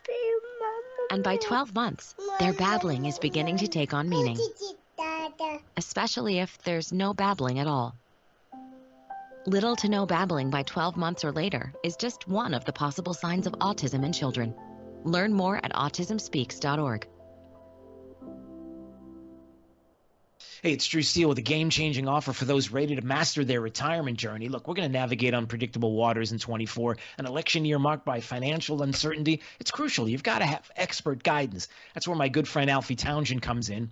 The Southwest Florida certified financial planner professional, Alfie brings unparalleled experience and insight to the table. His latest book, Making Waves in Retirement, it's not just a guide. It's your strategic compass for navigating the financial seas with confidence. Look, with decades of experience, Alfie has created a powerful roadmap. It'll help you chart your course and make meaningful waves in your retirement. And for a limited time, you can get your hands on this book free. That's right, no cost. The book is more than just a collection of stories. It's a blueprint for achieving a prosperous and fulfilling retirement. So don't miss out. Text book to 239-747-1080 right now. It's book to 239-747-1080 and claim your free copy today. Let's make 24 the year you confidently steer towards a brighter financial future. Text book to 239-747-1080.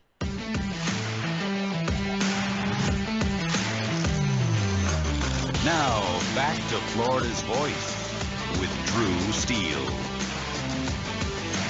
All right, coming up, Congressman Byron Donalds in just a few more minutes. Thank you for joining us. Thank you for making this program the start of your day. Florida's Voice Radio with Drew Steele. If you want to call, 866-588-8303. Yes, this is a live program. We'll be doing this live each and every day, 6 to 9 a.m. So make sure you are tuned in live and all kinds of things going on, including headlines. Let's get to some of the headlines here across the state. Top of the news, Florida's headlines now.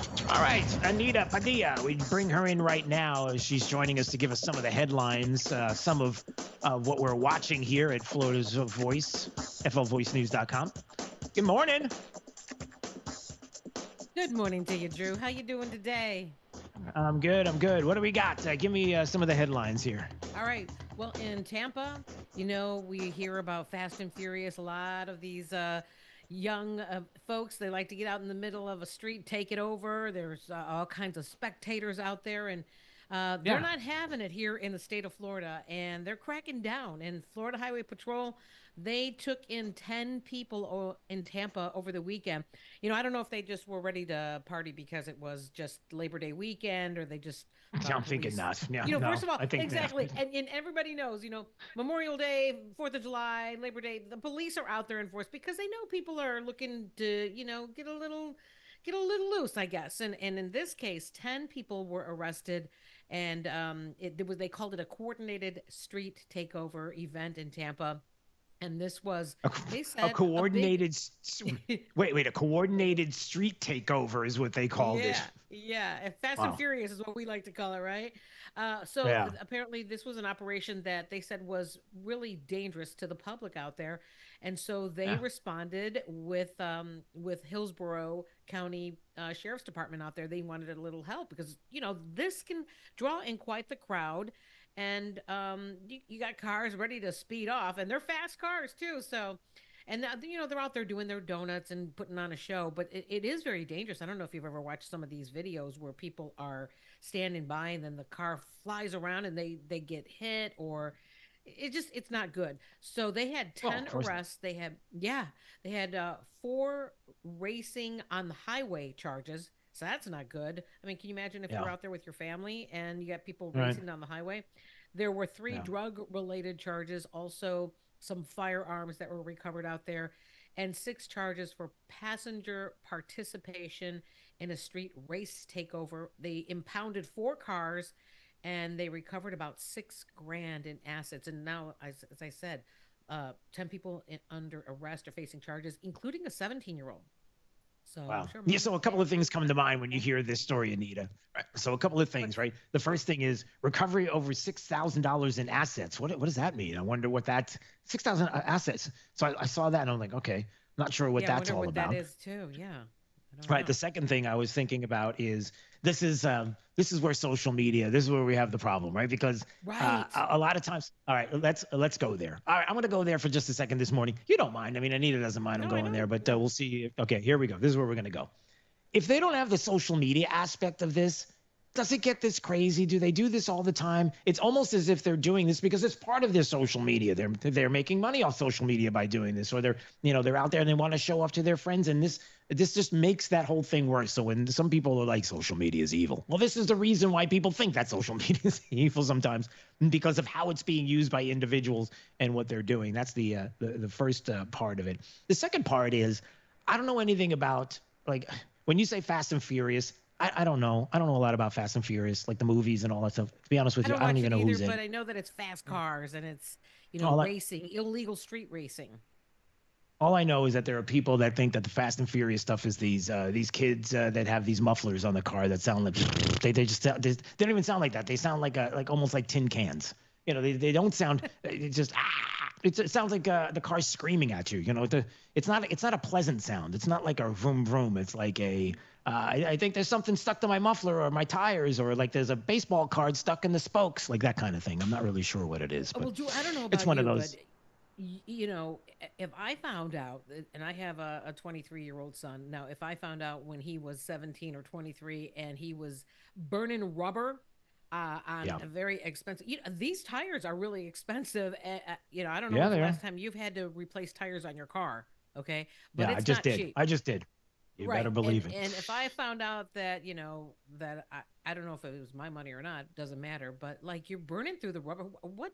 That's so stupid. I don't get that. I don't know. They're coming up. They've got the money they somehow love that for smoke, all though. of this. Yeah. Oh boy. Yeah, they do.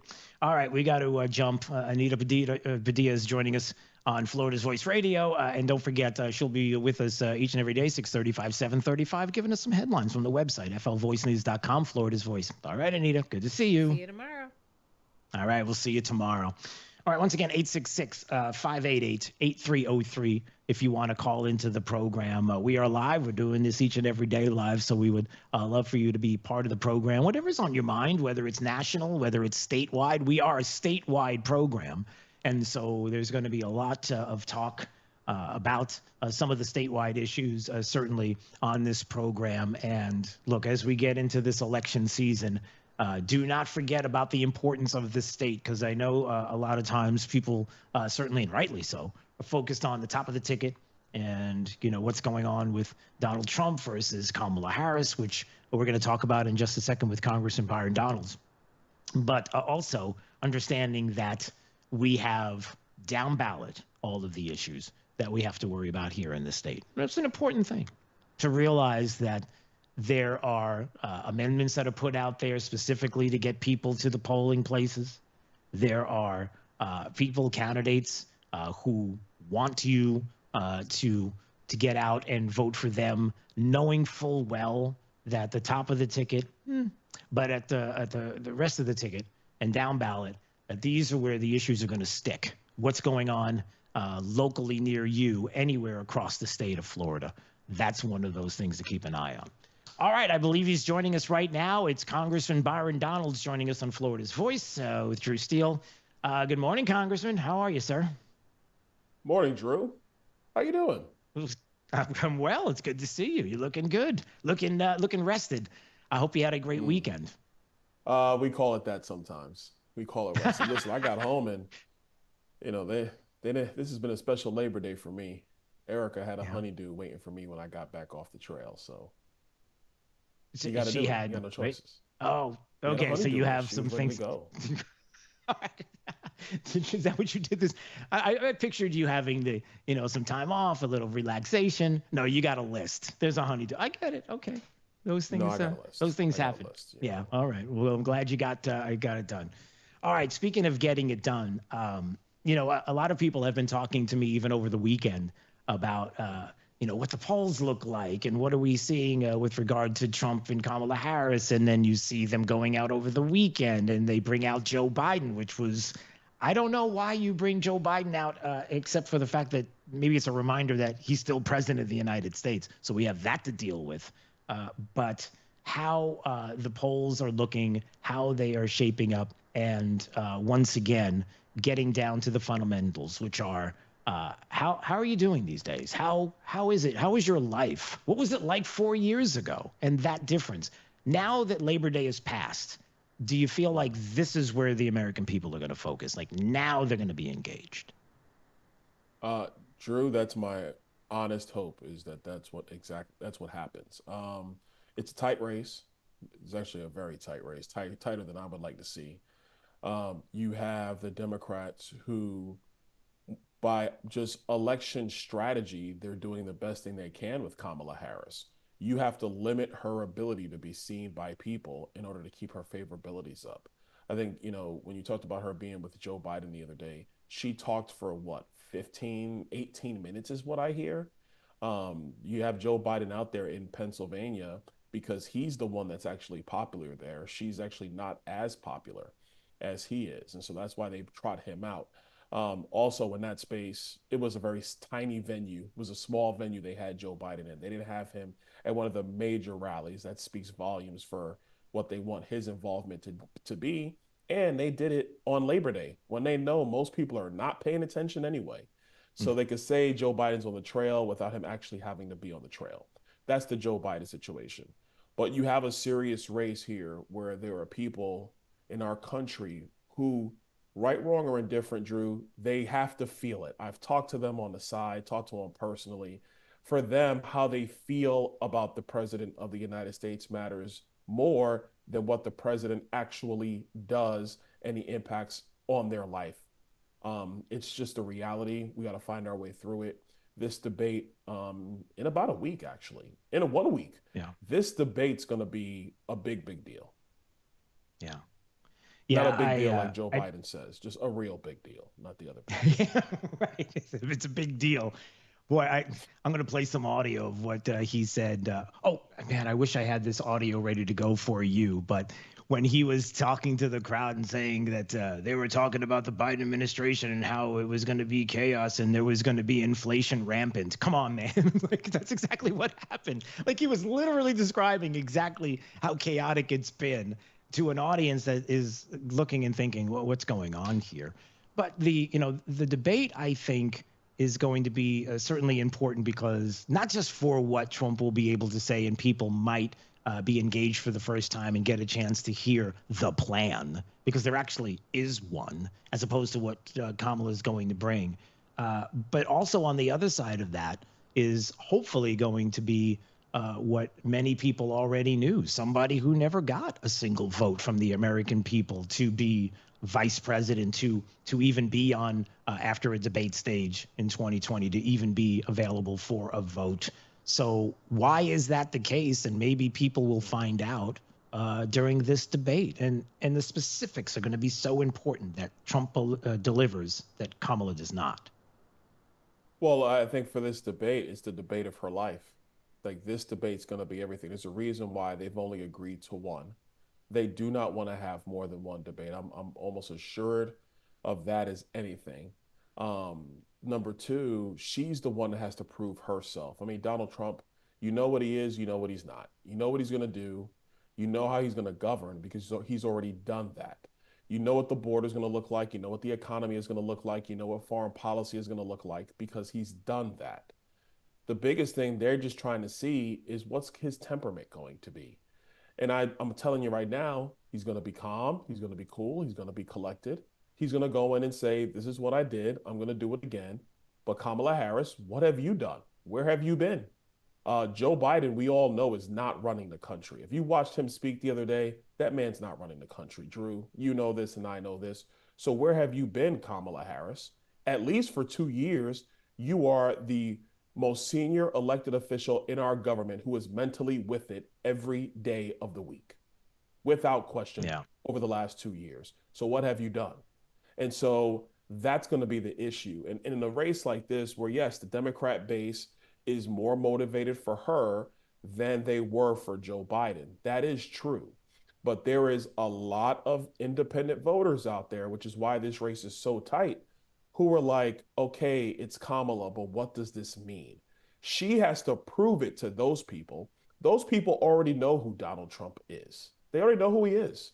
So that's why I've been saying for about a week or so now, all the pressure's on Kamala Harris. How will she respond? If it's anything like that Dana Bash interview from the other day, it won't be a good response. Apparently, they interviewed her for about 45 minutes. What they showed us was the 18 minutes of her talking. That's what they showed us. The rest of the stuff, they couldn't get agreement to between CNN and the campaign. That speaks volumes. The pressure's on Kamala Harris. She's got to demonstrate that she can step up and actually demonstrate that she is a president.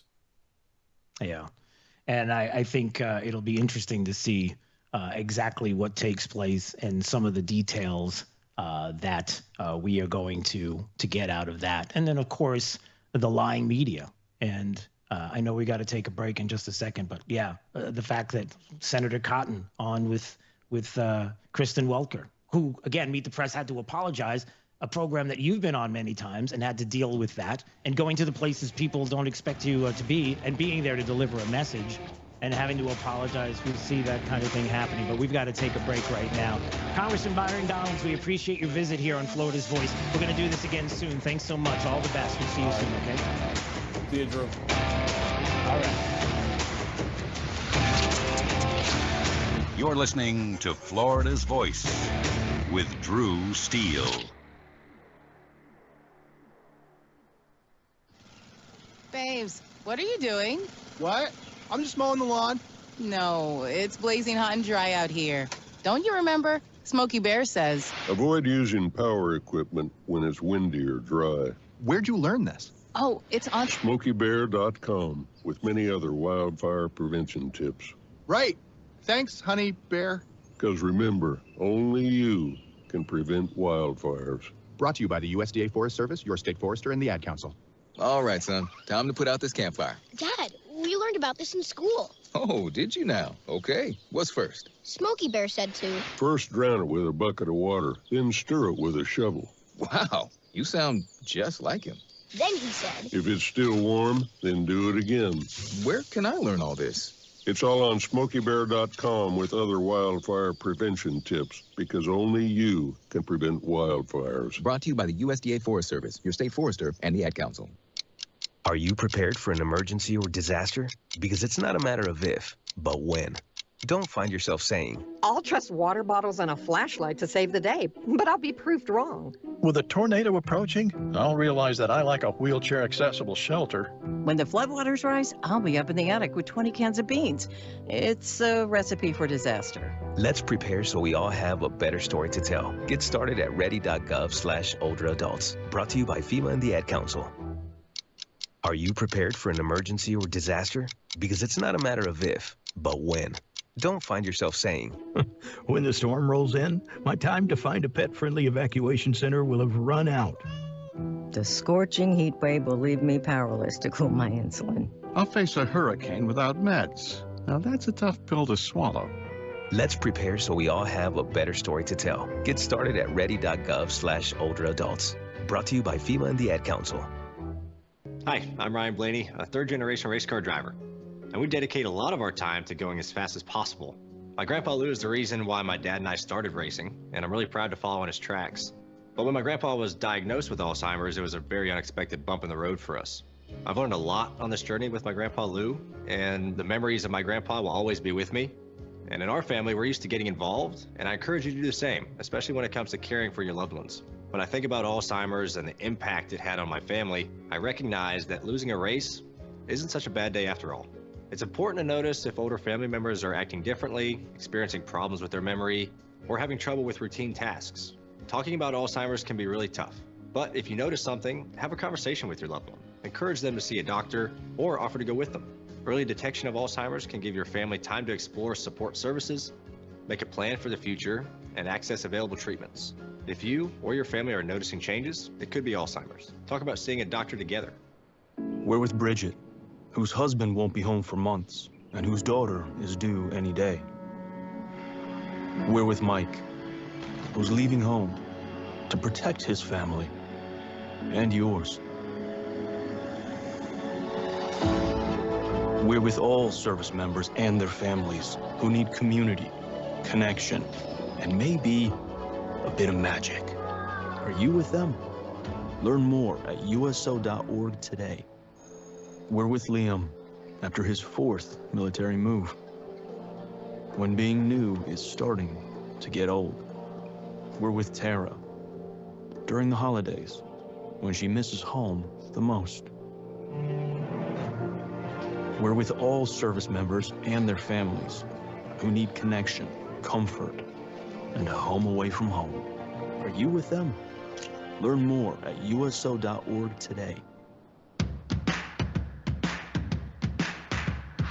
Now, back to Florida's Voice with Drew Steele. All right, we're back live. Again, if you want to call 866-588-8303, it's Florida's Voice with Drew Steele. That's me. We're here live each and every day, 6 to 9 a.m., so we are looking forward to your calls, looking forward to your engagement. Obviously, on social media, you can go to flvoicenews.com to watch the program. You certainly to go to any of the social media outlets as well at FL Voice News. We are there streaming live as we speak. So we've got a lot going on this morning, and we'll continue to have a lot going on, including some of the headlines, not just statewide, but nationally. And just because I brought it up, I just want to remind everybody, as we were just talking to Congressman Byron Donalds, and a big thank you to the Congressman and Florida's Agriculture Commissioner Wilton Simpson as well, joining us this morning. We've got more. Corey Simon's going to be coming up. We're looking forward to that conversation. Boy, there's so much going on there. And also later on this morning and the podcast, we'll have DC Draino. We're going to be busy. Just plan on that. It's going to be busy. It's going to be fantastic, and you're not going to want to miss any of it. So don't. Make sure you're tuned in each and every day. But as the congressman was on, and we were talking about the debates and what it'll be like for Kamala Harris against Donald Trump, and we'll get a real focus now because it's after Labor Day and people are now dialed in. You would hope this is the time. Right now is the time when those that have been dialed out hopefully will be dialed in to find out exactly what is taking place. And so we mentioned Joe Biden, and I don't know why, except for the fact that he's still president of the United States, that you would bring Joe Biden into any conversation. I got hairy legs. Not necessary. Not necessary. Didn't need that.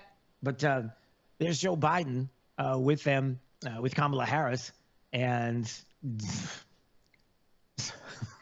sorry, when you hear the clip, it's kind of funny. So there they are in Detroit. You know, Kamala Harris, whose voice changed a lot like him. Remember when Hillary Clinton's voice changed? I don't feel no ways tired. And Kamala Harris had that same. I don't know what it is about Democrats, and when they get into certain groups and they're talking to American citizens, people, human beings, that their voice, their accents change. Like, why are you doing that? Who's impressed by that? Here's Joe Biden, who wants to remind everybody that you thought a Biden administration was going to be a disaster. The joke's on you. By the way, remember all the talk, Biden got elected, he's going to do a planned economy, we're going to collapse, and there's going to be all this caving in. Interest rates are going to go through the ceiling. Come on, man. Okay. First of all, just the fact that he uses, come on, man, you know, the signature is always nice. It's always nice when Joe Biden brings a come on, man, because if you don't have a come on, man, then, well, he should probably leave that at home, but he's not going to. When yeah. Okay. All right. Hold on a second. We'll get to that in just a second. But again, the fact that Joe Biden is trying to explain to people, man, you thought it was going to be a disaster. You thought that there was going to be trouble. You thought interest rates are going to go through the ceiling. Yeah. You thought, well, come on, man.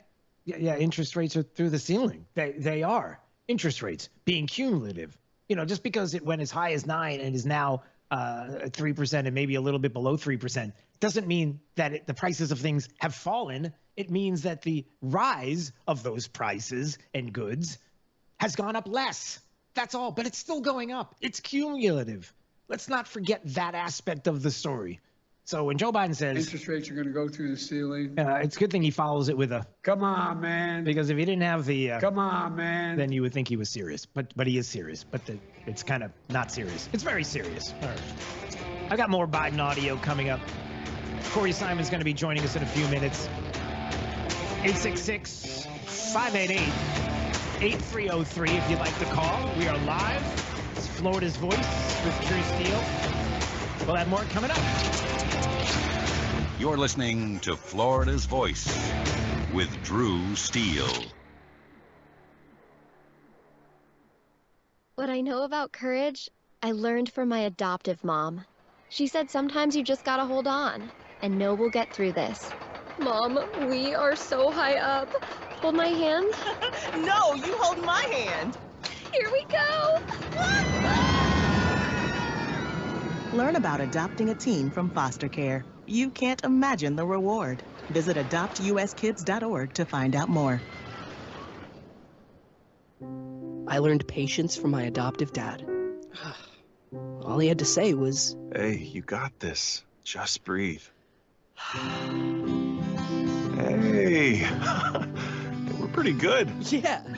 Might have to start a band. I got it. Learn about adopting a teen from foster care. You can't imagine the reward. Visit adoptuskids.org to find out more. This message is brought to you by Adopt US Kids, the U.S. Department of Health and Human Services, and the Ad Council.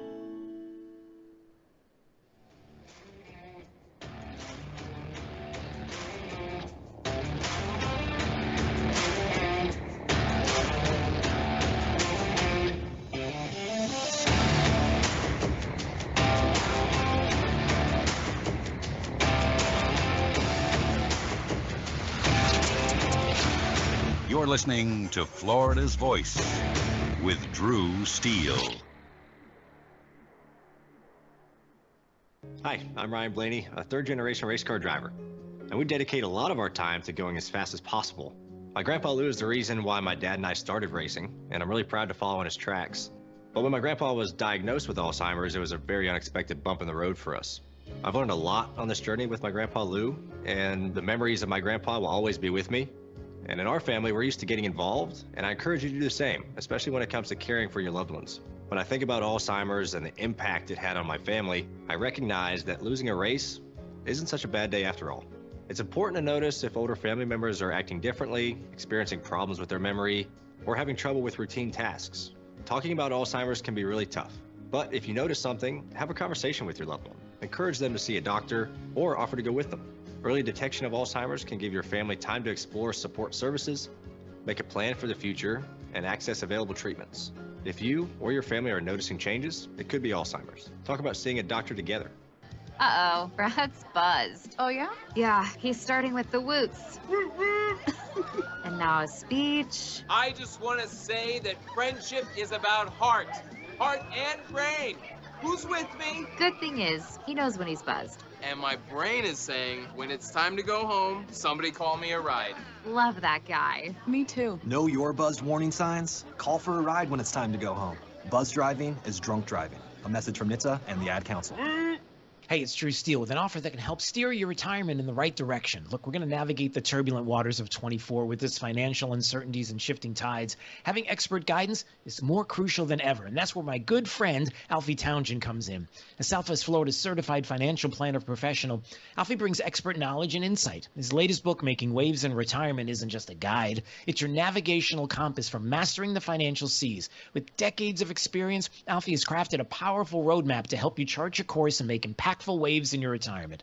Look, for a limited time, you can claim your free copy of this valuable guide. That's right, no cost. This book is more than just pages. It's your blueprint for a prosperous and fulfilling retirement. Don't let this opportunity drift by. Text book to 239-747-1080. That's book to 239-747-1080. Look, secure your free copy today. Let's make 24 the year you confidently navigate towards a brighter financial future. Text book to 239-747-1080.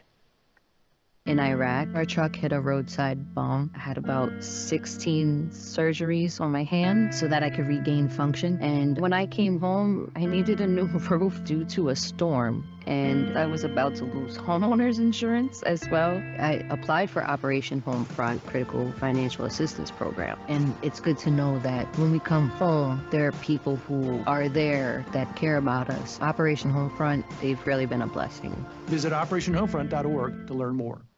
We're with Bridget, whose husband won't be home for months. and whose daughter is due any day. We're with Mike, who's leaving home to protect his family and yours. We're with all service members and their families who need community, connection, and maybe a bit of magic. Are you with them? Learn more at uso.org today. We're with Liam after his 4th military move, when being new is starting to get old. We're with Tara during the holidays, when she misses home the most. We're with all service members and their families who need connection, comfort, and a home away from home. Are you with them? Learn more at uso.org today. You can't escape a traffic jam. Know what else you can't escape? Seasonal allergies. And you might think you can avoid that coffee stain until... Oh, really?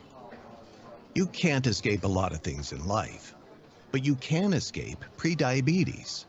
Prediabetes captures 1 in 3 adults. There are usually no signs of prediabetes. In fact, most people don't even know they have it. But with early diagnosis, you can change the outcome and prevent or delay type 2 diabetes. Take action by taking the 1-minute risk test at doihaveprediabetes.org. You might not be able to escape having this song stuck in your head, but you can escape prediabetes. Go to doihaveprediabetes.org today. Brought to you by the Ad Council and the Centers for Disease Control and Prevention. What I know about courage, I learned from my adoptive mom. She said sometimes you just gotta hold on and know we'll get through this. Mom, we are so high up. Hold my hand. No, you hold my hand. Here we go. Learn about adopting a teen from foster care. You can't imagine the reward. Visit adoptuskids.org to find out more. I learned patience from my adoptive dad. All he had to say was, "Hey, you got this. Just breathe." Hey, we're pretty good. Yeah. Might have to start a band. I got it. Learn about adopting a teen from foster care. You can't imagine the reward. Visit adoptuskids.org to find out more. This message is brought to you by Adopt US Kids, the U.S. Department of Health and Human Services, and the Ad Council. Thank you for waking us all up out here, for all you do. Thank you for giving us the voice. For being out there helping keep the constitutional republic. I want to thank you for your support for veterans in the military. Educating us. Standing up for conservatism. Giving us the truth. Florida's Voice with Drew Steele. Good morning. So glad you're joining us today. My name is Drew Steele. This is Florida's Voice. We are across the state, statewide. And anytime you want to call, 866-588-8303. So whatever's on your mind, whatever you've got going on, we would love to hear your thoughts on the program. We would love to hear your thoughts about national politics, state politics. Hey, we're here for it all. And certainly anytime you want to watch, you can start by going to Florida's Voice, flvoicenews.com. You can go to the website, and there's a link right there where you can click on to watch. We're on all the social media platforms, so just look at FL Voice News. You can go to the social media platforms, all of them, pick one, and you can watch at your leisure or leisure, whichever one you say. I don't know which one you say. I'm not really sure which one is right, but either one. So make sure you're tuning in, and a lot going on this morning. And I'm looking forward to this conversation because there's so much to discuss with Corey Simon, who's joining us right now. You've got someone who is running there for State Senate in Senate District 3, and he's joining us right now on Florida's Voice. A lot to talk about with state politics and who knows what else. First of all, it's Drew Steele. Hey, it's great to see you. How are you today, sir? Doing well, Drew. Thank you. I appreciate you having me. Well, I appreciate you being with us and getting up a little early and hanging out. And listen, first of all, I hope you had a great weekend. Did you have a nice weekend, spend time with family? What did you do this weekend? I did. I had a great weekend up until last night. Up until last night. And would you like to share with everybody what happened last night? Well, my Florida State Seminoles took one on the chin last night. We're looking, Yeah. we're looking to find a win these days, and we just hadn't found one yet. Yeah. By the way, your background, obviously. How many years did you play? So you played for the Eagles for how many years? I was in Philadelphia for 5 years, Indianapolis for 2, and then I finished out my career in Tennessee, my last one. So a total of 8 years. So I wonder, when you have people like you who have been in professional sports and how professional sports translates into politics, like what is it you take from sports that you bring into the political realm? Well, listen, it's all about leadership and team, being a good teammate. For me, I've always looked at things and from that aspect. You walk into a locker room and there are guys from everywhere, all different backgrounds, all different races, and you learn how to work together. It really is that simple. It's not that I have the best play for the next play, or I have an idea, but that doesn't make it the best idea. And the guy sitting next to me may have another idea. But when we get into the meeting room and we discuss all of these things that we think could be potential things that could potentially help us, we come up with the best game plan. And then when we leave out of that locker room, we're one team. And so that's how I've always looked at this job is, yeah, there's some things that we agree on, things that we disagree on. But at the end of the day, the people of this state are the ones that have to win, right? They have to win. There is no losing for the state of Florida. And so sometimes good ideas, take backstage to better ideas. And that's okay, as long as the outcome is where we need it to be, and we continue to grow this great state of ours, and the people that live here have the freedom that they seek, and that they're winning every day. Right. And I would imagine that too, just like in a locker room, because we talked about this a little earlier on the program, just like in a locker room, you have people with diverse backgrounds. You have people who politically think differently than you do. In Tallahassee, you have the same thing. You have that in politics, and the ability to listen to people, hear what they have to say. Because sometimes even, I don't know what the great expression would be to put it this way, but every once in a while, you'll have somebody politically different than you or me that'll say something and you're like, hey, that's actually a pretty good point. That might even be a conservative point, or that might be something that I could hear more about. Some things come to mind and people come to mind, like RFK Jr., if you want to go nationally, and some people agree. Tulsi Gabbard nationally, Republicans might hear something from them and think, well, I can get on board with that. But always remembering that ultimately they're still not conservative. They're not Republican, if you will. They have their political ideology, but you can find something, a little piece of something. Do you find that maybe in the legislature that there are people that you can talk to that will listen and maybe have the conversation with them about issues? And yeah, you may battle about most of it, but still there is some commonality there. To think that people don't see the same things we see on a daily basis that are tangible. I mean, they do see it, so you have the opportunity to work with people like that. Listen, there's a lot of those folks, especially in the Florida Senate. I get a chance to talk with all of them. I don't silo myself off into just conservative thought. I want to hear opposing viewpoints. I want what I feel and what I think to be challenged. I think that's the only way that we become better. If we're sitting in the same room with the same folks that think like us, how are we ever supposed to grow? I was always taught if you're the smartest person in the room, you're in the wrong room. And I feel that way about making big decisions for our state. If you think that your way is best all the time, then you're going to fail. And if you fail, the people that you represent fail. And so I spent a lot of time with my Democratic colleagues. Again, we agree on some things, we disagree on some things, but I want to hear why you disagree with me and see if we can get to a consensus on issues. And that doesn't always work, but I think everybody wants a seat at the table. Everybody wants to feel like they're involved in this system. They represent their folks just like I represent 575,000 people in my district. And so they have a responsibility to speak up for the folks that they represent, just like I do.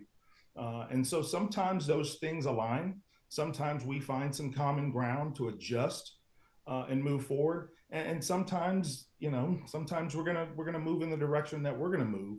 But that's just the nature of it. I think we've got to do more of that. I don't think, even with the supermajority in the Senate and supermajority in the House and the governor's mansion, I don't think we just kind of railroad things. I think there is always opportunity for us to sit down and hear opposing viewpoints. Not that we agree with all of them, but I think you have to be willing to listen. Right.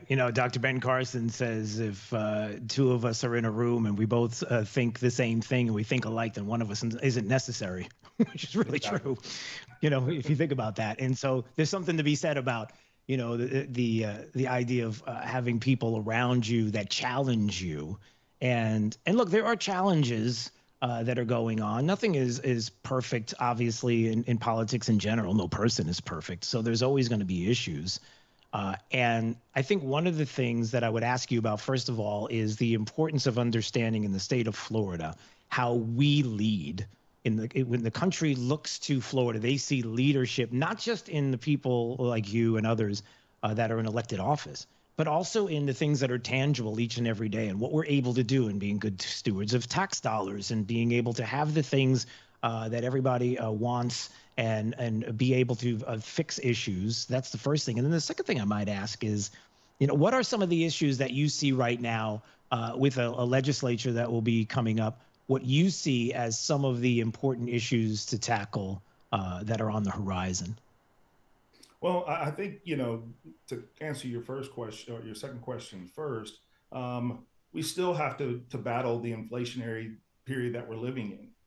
And so we can't do anything about what Washington is doing, what's driving up the cost of goods and services.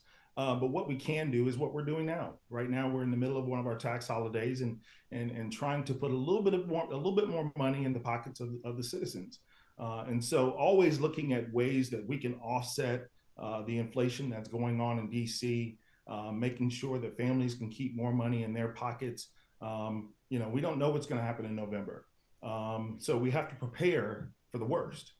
And that's what we try to always do when we're sitting down and I'm looking at the dollars and cents that we're spending as a state. We want to do it and make sure we're doing it conservatively. We're not going out there and just throwing money out good money after bad. But at the end of the day, your tax dollars are your dollars. This is your hard-earned money that you've gone out and you worked hard for, and we don't want to waste that. And so we try to find ways to give back to those families. We've been hit with another storm. At least my district was hit with a Hurricane Debbie, a few weeks back. And so we're still recovering. Right. And so figuring out what a disaster relief package looks like for those families that were impacted by the heavy flooding over in Madison and Suwannee County and Hamilton County and others. And so we've got plenty of work to do at trying to curb the cost that we're seeing from the inflation that we've seen nationally to get more things back online. We have to get more homes online. There are people that are still moving to the state of Florida. The only thing that drives down cost is having the inventory. So we've got to get more houses built and affordable workforce housing. And I think we've taken some good strides at that. But I think there's more that needs to be done. Yeah, it's interesting how, national politics and inflation, how it affects states individually. And I keep going back to the being good stewards of tax dollars and being good stewards of the vote, the sacred vote that you've been given, people, to make sure that if you're fiscally sound, you can get through easier some of the inflationary times that we're in than other states. I'm not saying it's easy, but I'm saying that in other states, their issues are going to be compounded by the really bad governance that's happening and how important that is. But on the flip side, man, I'll tell you, the way that things are right now with inflation and nationally what has trickled down to the state of Florida and what we have to deal with, obviously. And, I'm sure your constituents say the same thing. Ultimately, it's situations like the storm that rolled in and Hurricane Debbie. And after the storm rolls through, you get the opportunity to see the things that you can do to make sure that the next time something happens, you're prepared in certain ways and you feel it out as far as what has to be done. But then also figuring it out in this inflationary period. It's like it's feet to the fire times 10. I don't know if that makes sense. But boy, when you are in the times economically that we are, and then you have to figure out how to repair what damage has been done, that is 10 times more, you feel like, or exponentially more than what it might be otherwise. I hope that makes sense. No, it makes perfect sense. And you're absolutely right. That's why we've been so cognizant of paying down our debt.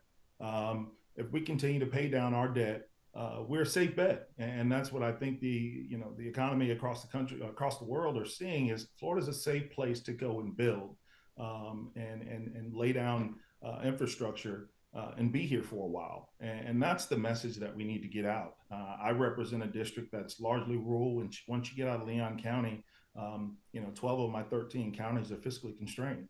And so when I'm looking at my district, it is going in and getting the infrastructure in place so that we can grow. I think we can be the manufacturing hub of the entire state, and where we're located. And so we have got, I think what the storms have done is it's just unearthed some of the concerns and some of the issues that we've had in this district for a long time.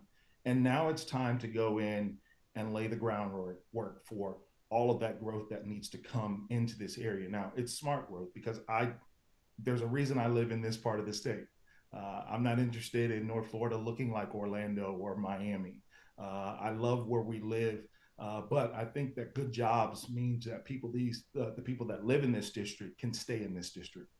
We had the GP Mill closure last year. And so what we've seen is some of those people that live in Taylor County leave to take jobs in other areas. And I don't want that for our families.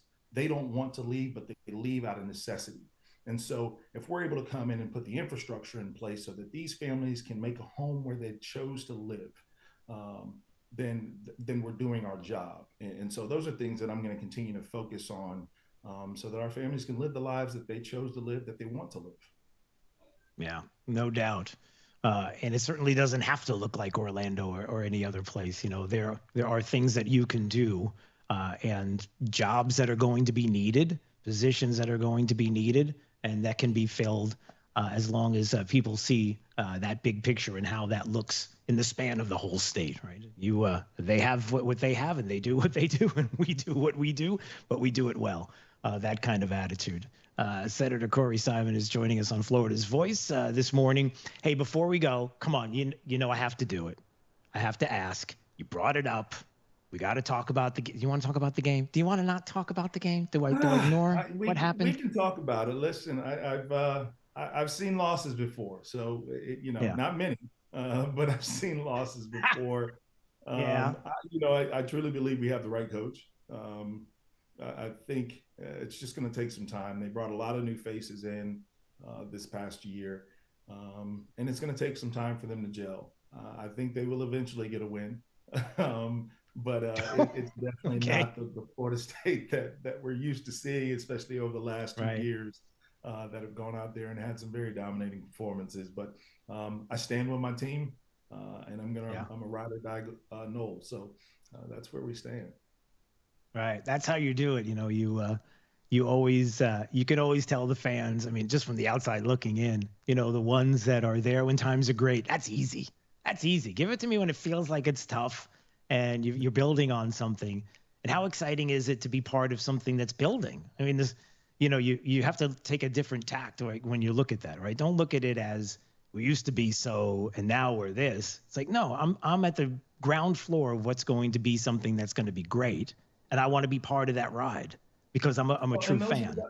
And those are the guys that you want in the locker room as well. It's not just the fans. It's the players. You want those kind of guys that say, yeah, we didn't play well. We didn't do what we needed to do. And to a man, you need to be able to stop and look in their eyes and say, hey, is that the best that we can get from you? And if it's not, how do I help you get to where you need to be? to be playing at your best. And, you know, the game of football has taught me a lot. That's why I try and get young people to engage in it, because you're going to be challenged. It's going to challenge every fiber of your being. Yes, it's going to hurt sometimes. You know, I call people, I tell them every day, the first 15 steps for me getting out of the bed are the hardest ones that I'll take all day. But it's worth it. You've got to find a reason to continue to move forward, and that's what this team has to do. They've got to come together when everybody on the outside, the naysayers and everybody else has questions. They've got to come together and build stronger. So when they step out on the field, they can prove some folks wrong. Yeah, no doubt. Boy, it'd be nice if that could translate to politics. I messed up. Maybe I was wrong. Let's try to make things right. Who do I need to talk to? Let's figure out which side of the aisle, you know, I don't know. It does translate. It does translate. Yeah. Senator, I dream. You know what I mean. All right, Senator Corey Simon is joining us on Florida's Voice. Hey, listen, I appreciate this. We have to do this again soon. All the best. And we'll see you soon, okay? All right, God bless. All right, there he goes, Senator Corey Simon joining us. Yeah, you know, look, it's almost like a metaphor, but it's not, right? I mean, you think about the game of football and you think of getting out on the field and look, things get rough. But at the same time, boy, if you are wrong, if there are things that you're doing that are wrong, it's nice when you're able to take a step back, see some of the things that maybe weren't the best choices or the best ideas, and revisit. It's almost like what we were talking about recently with having pickleball in golf courses in our parks, because there's just not enough pickleball in golf courses in the state of Florida. Said nobody ever. It just doesn't get said. Nobody would say anything like that because it's true. It's just like, so that idea popped up, and then people talked about it, and then people were like, well, hold on a second, this doesn't seem right. And then ultimately to have what many believe is the right decision made. That's how it works. That's how you do things, as opposed to some of the wrong decisions that get made, like on the national stage when you have Joe Biden, who tells very odd stories about family members well, for example, can I just play this? I hope I have enough time because we're up against the break, but I want to see if I can play this. Joe Biden is out with Kamala Harris because the Harris campaign felt like it was a good thing to bring Joe off the beach and bring him out on the campaign trail. Weird. And Joe tells this story. Can somebody help decipher this? This is the, oh no, we gave Joe the microphone, what have we done moment. Here, check this out. I remember when my great-grandfather was only the second Catholic elected statewide to the state Senate here in Pennsylvania. Oh boy, we're going with a family story. We're in trouble. Remember, they talked about when they're running against him in 1906. Uh-oh. They said, guess what? They said he's a Molly Maguire. You know what a Molly Maguire was? I have no idea what a Molly Maguire is, but I'm afraid I'm about to find out. Well, those of you who don't, a Molly Maguire, back in the old days, when we Irish and the Catholics came, and then the Poles and others that were Catholic, when they came to the United States of America in the beginning of the 1840s, late 1840s, they made their way down. Let me just stop. At this point, if you're in the audience or you're Kamala Harris, you're like, can you go back to the beach? Because it's a beautiful place. What are we doing here? And the audience is like, they're smiling in the background, but they're like, where are we going with this? In the Pennsylvania, a lot of them, and there's a tier in the coal mines. Those guys who got there last ended up being the last people in the coal mine. Let's get to the Molly Maguire thing, please. A lot of the English owned the coal mines.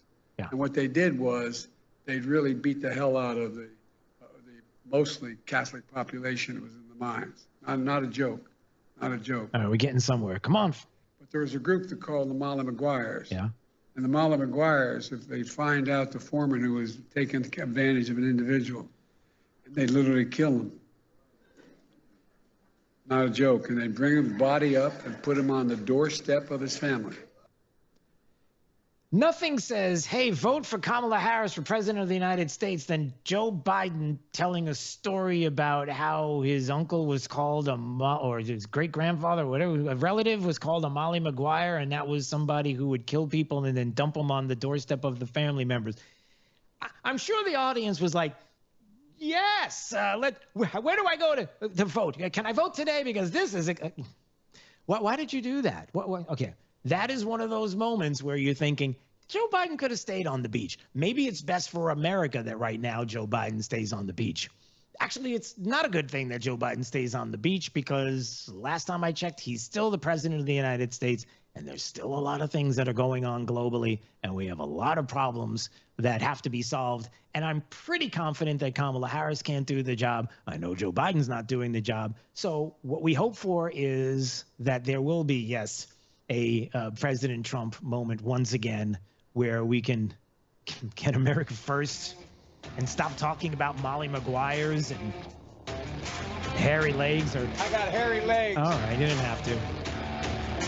All right, top 5 audio clips of the day is coming up. And then we have more live with you. Evan Power coming up too. You're listening to Florida's Voice with Drew Steele. I'm Chris Jakimick. I served in the United States Air Force and I deployed 3 times.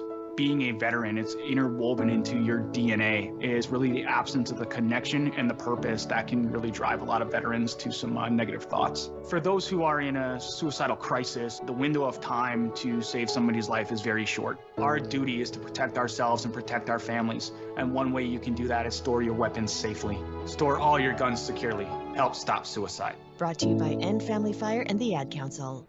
We're with Bridget, whose husband won't be home for months, and whose daughter is due any day. We're with Mike, who's leaving home to protect his family and yours. We're with all service members and their families who need community, connection, and maybe a bit of magic. Are you with them? Learn more at uso.org today. We're with Liam after his 4th military move, when being new is starting to get old. We're with Tara during the holidays, when she misses home the most. We're with all service members and their families who need connection, comfort, and a home away from home. Are you with them? Learn more at uso.org today. What I know about courage, I learned from my adoptive mom. She said sometimes you just gotta hold on, and know we'll get through this. Mom, we are so high up. Hold my hand. No, you hold my hand. Here we go. Learn about adopting a teen from foster care. You can't imagine the reward. Visit adoptuskids.org to find out more. I learned patience from my adoptive dad. All he had to say was, Hey, you got this. Just breathe. Hey. We're pretty good. Yeah. Might have to start a band. I got it. Learn about adopting a teen from foster care. You can't imagine the reward. Visit adoptuskids.org to find out more. This message is brought to you by Adopt US Kids, the U.S. Department of Health and Human Services, and the Ad Council. You can't escape a traffic jam. Know what else you can't escape? Seasonal allergies. And you might think you can avoid that coffee stain until... Oh, really? You can't escape a lot of things in life, but you can escape prediabetes. Prediabetes captures 1 in 3 adults. There are usually no signs of prediabetes. In fact, most people don't even know they have it. But with early diagnosis, you can change the outcome and prevent or delay type 2 diabetes. Take action by taking the 1-minute risk test at doihaveprediabetes.org. You might not be able to escape having this song stuck in your head, but you can escape prediabetes. Go to doihaveprediabetes.org today. Brought to you by the Ad Council and the Centers for Disease Control and Prevention. Hi, I'm Ryan Blaney, a 3rd-generation race car driver, and we dedicate a lot of our time to going as fast as possible. My grandpa Lou is the reason why my dad and I started racing, and I'm really proud to follow in his tracks. But when my grandpa was diagnosed with Alzheimer's, it was a very unexpected bump in the road for us. I've learned a lot on this journey with my grandpa Lou, and the memories of my grandpa will always be with me. And in our family, we're used to getting involved, and I encourage you to do the same, especially when it comes to caring for your loved ones. When I think about Alzheimer's and the impact it had on my family, I recognize that losing a race isn't such a bad day after all. It's important to notice if older family members are acting differently, experiencing problems with their memory, or having trouble with routine tasks. Talking about Alzheimer's can be really tough, but if you notice something, have a conversation with your loved one. Encourage them to see a doctor or offer to go with them. Early detection of Alzheimer's can give your family time to explore support services, make a plan for the future, and access available treatments. If you or your family are noticing changes, it could be Alzheimer's. Talk about seeing a doctor together. To some, the sound of a baby babbling doesn't mean much, but that's not true. They're testing out vowels and consonants and trying different sounds. And by 12 months, their babbling is beginning to take on meaning, especially if there's no babbling at all. Little to no babbling by 12 months or later is just one of the possible signs of autism in children. Learn more at autismspeaks.org. Hey, it's Drew Steele with a game-changing offer for those ready to master their retirement journey. Look, we're going to navigate unpredictable waters in 24, an election year marked by financial uncertainty. It's crucial. You've got to have expert guidance. That's where my good friend Alfie Townsend comes in, the Southwest Florida certified financial planner professional. Alfie brings unparalleled experience and insight to the table. His latest book, Making Waves in Retirement, it's not just a guide. It's your strategic compass for navigating the financial seas with confidence. Look, with decades of experience, Alfie has created a powerful roadmap. It'll help you chart your course and make meaningful waves in your retirement. And for a limited time, you can get your hands on this book free. That's right, no cost. The book is more than just a collection of stories. It's a blueprint for achieving a prosperous and fulfilling retirement. So don't miss out. Text book to 239-747-1080 right now. It's book to 239-747-1080 and claim your free copy today. Let's make 24 the year you confidently steer towards a brighter financial future. Text book to 239-747-1080.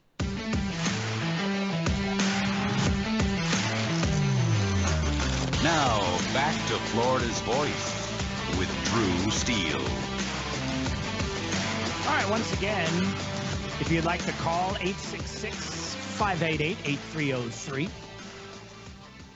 Taking your phone calls. We are live each and every day, 6 to 9 a.m., so we're looking forward to hearing from you. We've got Evan Power coming up in just a couple of more minutes. If you don't know, Evan Power, of course, is the Florida GOP chairman. Lots to discuss in the state, but before we get to him, here is the top 5 audio clips of the day. This is called The 5 at 8:35. 5, 4, 3, 2, 1.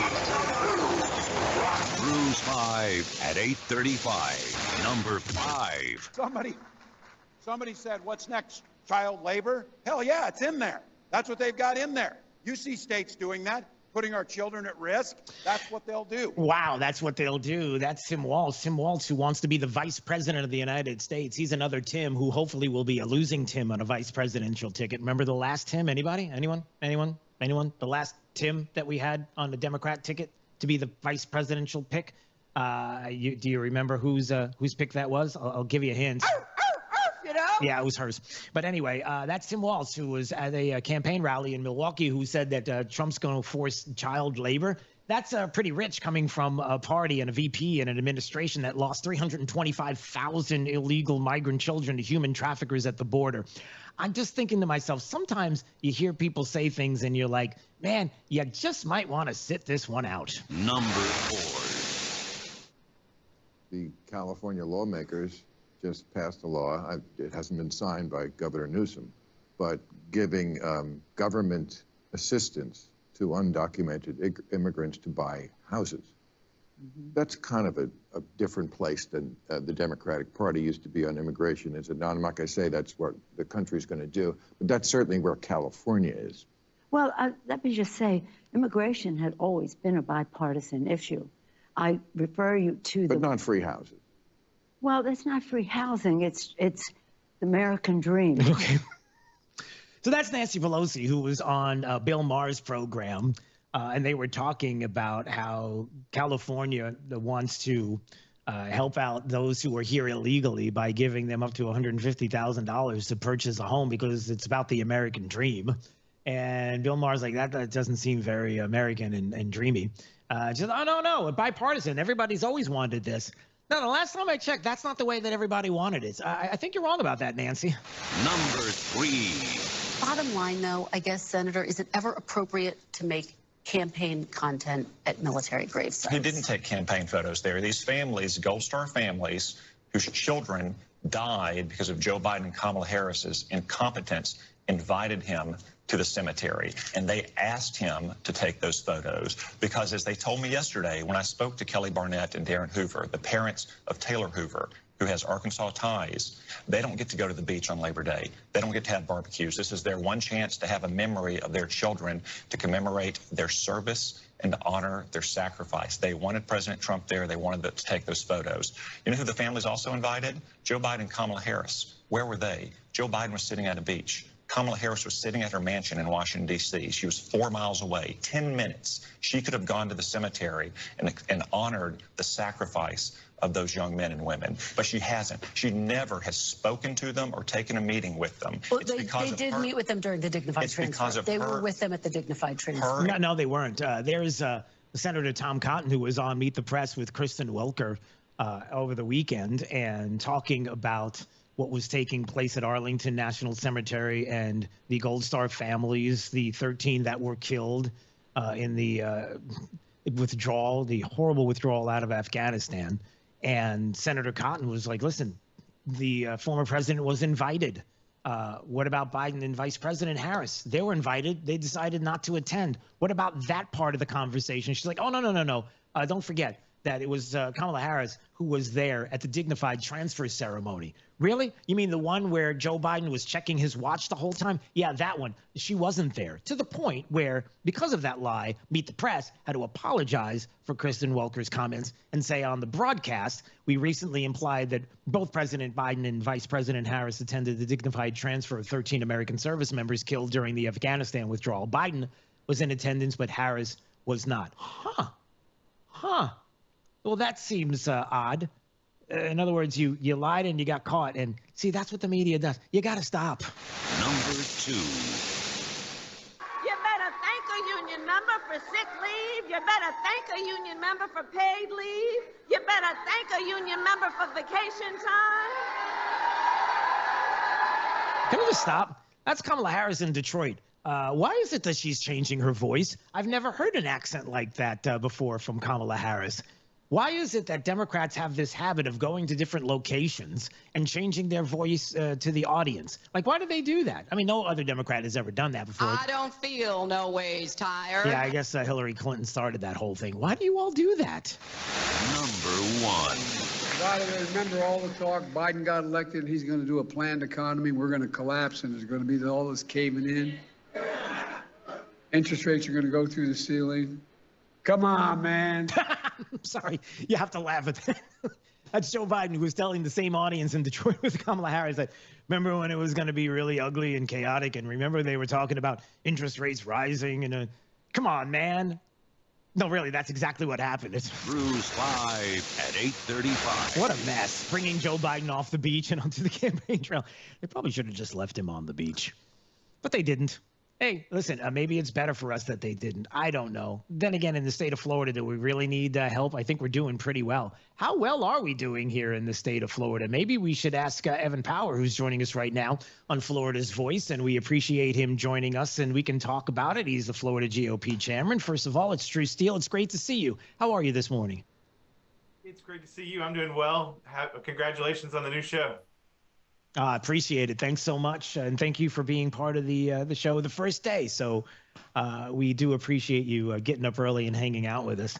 Yeah, I just played that clip, and I don't know if you heard it or not, but Joe Biden, who was on the campaign trail with Kamala Harris, and there she is with him, has to be I don't even know what she could possibly be thinking when Joe Biden is telling the audience that, remember they were talking about it being chaotic, remember the economy, remember they were talking about interest rates rising. Come on, man.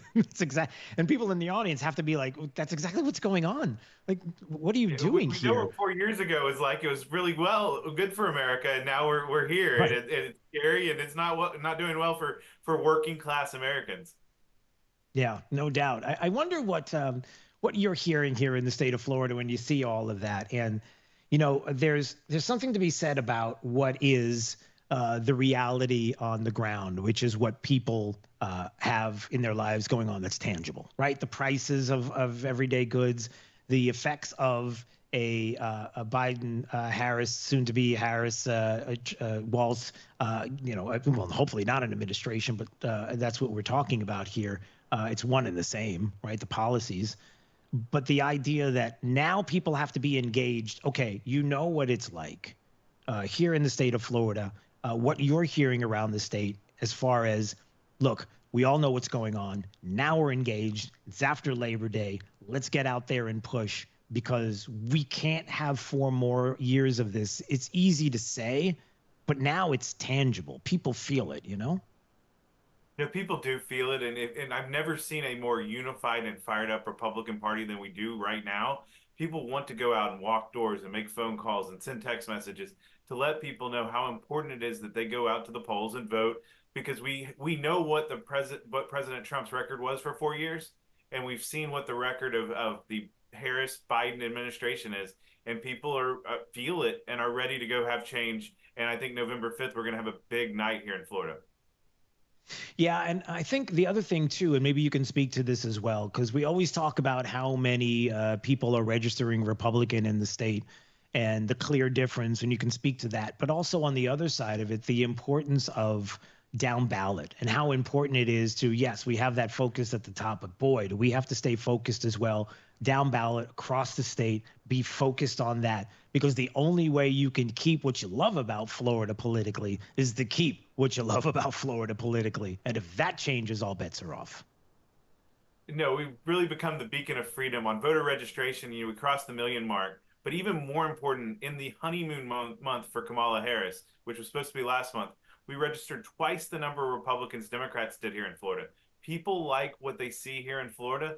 We have become that beacon of freedom, and it's important that we keep electing officials down ballot, because they are the bench that we need in the state legislature, in local government, and eventually in federal government. So we have to elect every Republican. It's a team. If we give the Democrats a foothold here in Florida, they're going to try to take it back and turn us back into California, and we just don't want that here in Florida. Can you imagine that there are people, I had the conversation this morning, Evan, and it's imagining that you live in a state and you can't get out of what has been years and years, and in some cases decades, of policies that just keep you down, that keep the state. For example, you think of California, you think of New York. I played the clip of Nancy Pelosi commenting on giving $150,000 assistance to illegals in California, signing off on this idea that they should have the American dream, when we're all standing around saying, how can you do this? It's not just how about us as American citizens, but it's also about some of the reckless spending, some of the reckless politics, whether it's gender ideology, queer theory, whether it is economic issues, whether it's all of the things that we are trying to fight to protect our kids, protect families, protect our money, and being good stewards, all there in Tallahassee, for example, of our tax dollars, and how there are people that are trapped and they come here to get out of that. How do you ever think about that? Like, how do people continue to vote for policies that go against their best interest? No, it's very frustrating. You see it, and you see people from New York. I think COVID accelerated this whole thing. You see people from New York who've lived their whole lives in New York and vacationed here in Florida. And we're like, why can't we just live in Florida? And they've done that. And they're giving up that voting pattern because they're voting Republican here. So I think people are waking up. If you look at New York, for instance, their budget is twice what Florida's is, and we have more people than they do. And when you fund that kind of level of government, people cannot be successful. You're going to tax them out of success. So we've really become that beacon of freedom, and I think people are waking up, and I think COVID just accelerated that. Yeah, Florida GOP Chairman Evan Powers joining us here on Florida's Voice. We appreciate you all joining us this morning, 6 to 9 a.m. We are live each and every day, having the conversation statewide on a lot of different issues. Evan, as you get out and you start to talk to Republicans in the state, maybe as opposed to what it is they're excited about, can you talk about a little bit more about their concerns, maybe specifically here in the state? Are there things that they talk to you about that they're worried about? Because it's a message that needs to get out if it's something out there. Well, I think they're concerned about, and I think the legislature has started to address some of their concerns. Property insurance is obviously a concern here in Florida, and you saw the legislature did 2 special sessions to really address that, and I think the rates are starting to come down. But really what they're scared about is what the federal government is doing in their daily lives. And people in Florida just want to be left free here in Florida, and that's why they want a second Trump administration, because they know that President Trump took away some of those mandates and gave it back to the state, because we trust our leaders here in Florida. We just don't trust our leaders in Washington. Right. Yeah. And boy, that is such an important message, because I'm sure you hear it all the time, and I do too. You just because the legislature starts up, or in Congress, you have a congressional session that is starting up. Just because you can do stuff doesn't mean you have to do stuff. I don't know if that makes sense, but you don't have to always do things. Sometimes there are good things in status quo. Sometimes little is more. It's okay. It's, again, about understanding politically the things that are important to the citizens and then focusing on that. And sometimes that's less. Does that make sense? No, it does. I think sometimes the tendency when you go to a legislative body is to pass laws for the sake of passing laws. I think during Speaker Weatherford's administration, he gave bonus bills if you had repealers, where you actually took laws off the books. And I think that's a good way to look at legislative action. We should be getting out of people's lives rather than adding to. Yeah, no doubt. All right, Florida GOP Chairman Evan Power joining us on Florida's Voice. I can't tell you how much I appreciate you being part of the first day, Evan. First day, and I'm sure many more visits to come. Yeah, day one, baby. Day one. That's right. So we're looking forward to having you back, okay? All the best. Thank you so much. Appreciate it. All right. Thank you. See you soon. All right. All right, more to come. Again, a reminder of the phone number, 866-588-8303. You can give us a call. More coming up next. You're listening to Florida's Voice with Drew Steele.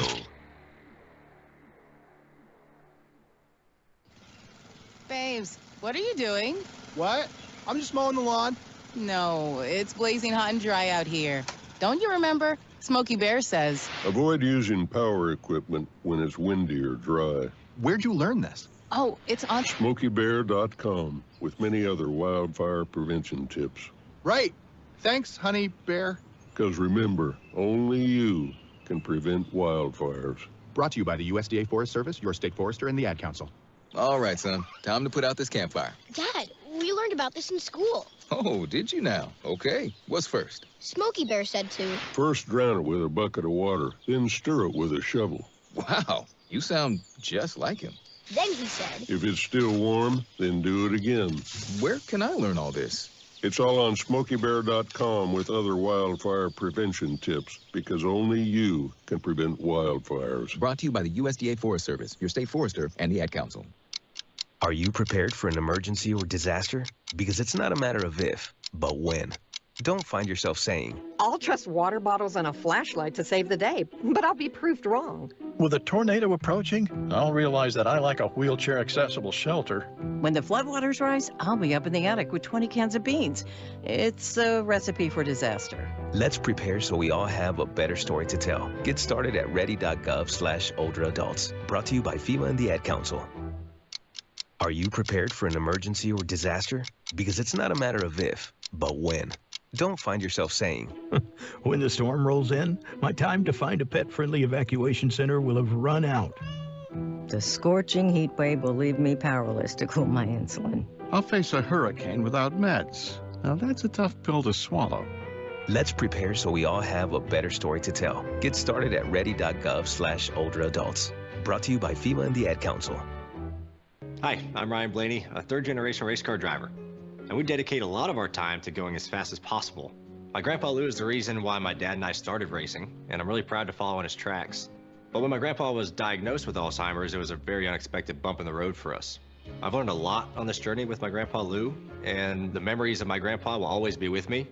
And in our family, we're used to getting involved, and I encourage you to do the same, especially when it comes to caring for your loved ones. When I think about Alzheimer's and the impact it had on my family, I recognize that losing a race isn't such a bad day after all.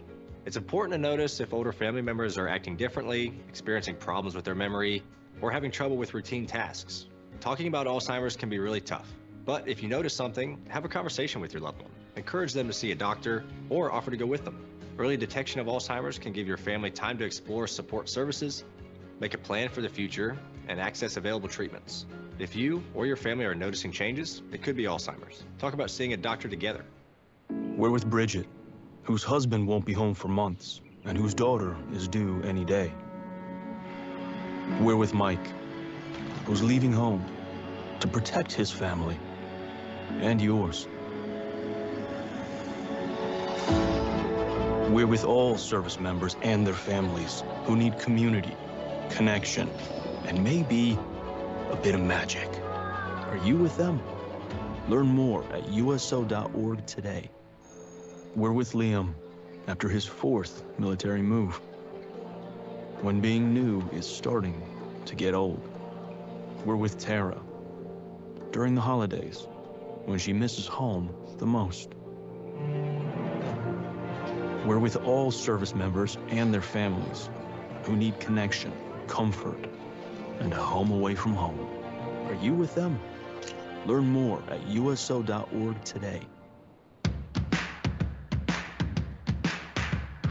Now, back to Florida's Voice with Drew Steele. All right, we're back, finishing up day 1. And what did we learn today? Big D, Derek, producer Derek, is listening in, and so you're there, right? You with me? I'm still here. All right, great. So what did we learn today, Big D? So we learned a couple of things. Number one, we learned that we have some great representation here in the state of Florida, whether it's the Agriculture Commissioner, Wilton Simpson, you got Congressman Byron Donalds and Corey Simon, State Senator Corey Simon. You've got people who really care about the state and are concerned about the future, like Evan Power. Certainly the care about keeping Florida red, if you will, and making sure that we don't have any lefty ideas creeping in. So there's that kind of stuff. And then there's also some of the other things that we discussed, like is it time to kill the penny? That the New York Times came up with this story and said that now it's time that we get rid of it. And I know that this has been burning in your mind for most of the weekend, having a jar of pennies there and thinking, are they worthless? So what did we learn about the penny? Do we keep it or do we get rid of it? What is your, I'm going to leave it up to you, Derek. Your decision will change the hearts and minds of people all across the state because we are a statewide program. So go ahead, change their hearts and minds. What do you think? You know, I think this question should have been announced to all these big names we just had. My opinion is nothing compared to these guys we just had on here today. Is that what it is? Okay, so wait a minute. Now, don't sell yourself short. Derek, people care about your opinion. They care about what a producer thinks behind the scenes about pennies. Then again, yeah, actually, they probably don't. I'm not sure if they even care about the penny issue to begin with, but as the New York Times, I just think it's funny because you know, if you're listening to the sound of my voice, you know you've had this conversation sometime in your life. The penny may seem like a harmless coin. This is the New York Times and how they describe it. This is pretty funny. The penny may seem like a harmless coin. Why? Are there dangerous coins? I'm just, what's a dangerous coin? Is the quarter? The quarter's dangerous. It's got George Washington on it. It must be dangerous because he's the first. I don't care. The penny seems like a harmless coin. But few things symbolize our national dysfunction more than the inability to stop minting this worthless currency. That's Katie Weaver from a staff writer at the New York Times. So the first thing is, Katie, what's a non-harmless coin? I'm just wondering what that would possibly be. And maybe it's because, you know, the quarters have the ridges on the edge. You know, Derek? That could be it. That could be it. Yeah, the penny's smooth and the quarter has the ridges on it, which can be dangerous because, you know, if you put it in your pocket and you grab it the wrong way, I mean, it could leave a bloody stump there in your pocket because of how sharply said nobody. And then and I love nothing symbolizes our national dysfunction. When I think of national dysfunction, I think of the current Democrat Party, and I think of the left in this country. And you want to talk about dysfunction. That seems dysfunctional. Like, hey, I don't know if you know this, but we're a constitutional republic. And the last time I checked, the Constitution of being the supreme law of the land and something we should follow, and the rule of law, and how it's important to support our police and our military and all of those kind of things. And you want to start dysfunction quickly. take that, which is the fundamental bedrock, and flip it upside down and say, nah, you know what? I'm not really sure. I'm really, and then quite the dysfunction follows, because that's what the left brings. Maybe we stop that. Maybe we continue to fight against that. How's that for a wrap up there, Derek? Did you like that? Come on, man. There's your worst Joe Biden impersonation. All right, stick around. We continue the podcast, DC Draino. We got another hour of fun if you stick around. Don't go anywhere. But we'll be live tomorrow morning, 6 to 9 a.m. We'll see you then. You're listening to Florida's Voice with Drew Steele. What I know about courage, I learned from my adoptive mom. She said sometimes you just gotta hold on and know we'll get through this. Mom, we are so high up. Hold my hand. No, you hold my hand. Here we go. Learn about adopting a teen from foster care. You can't imagine the reward. Visit adoptuskids.org to find out more. I learned patience from my adoptive dad. All he had to say was, "Hey, you got this. Just breathe." Hey, we're pretty good. Yeah. Might have to start a band. I got it. Learn about adopting a teen from foster care. You can't imagine the reward. Visit adoptuskids.org to find out more. This message is brought to you by Adopt US Kids, the U.S. Department of Health and Human Services, and the Ad Council.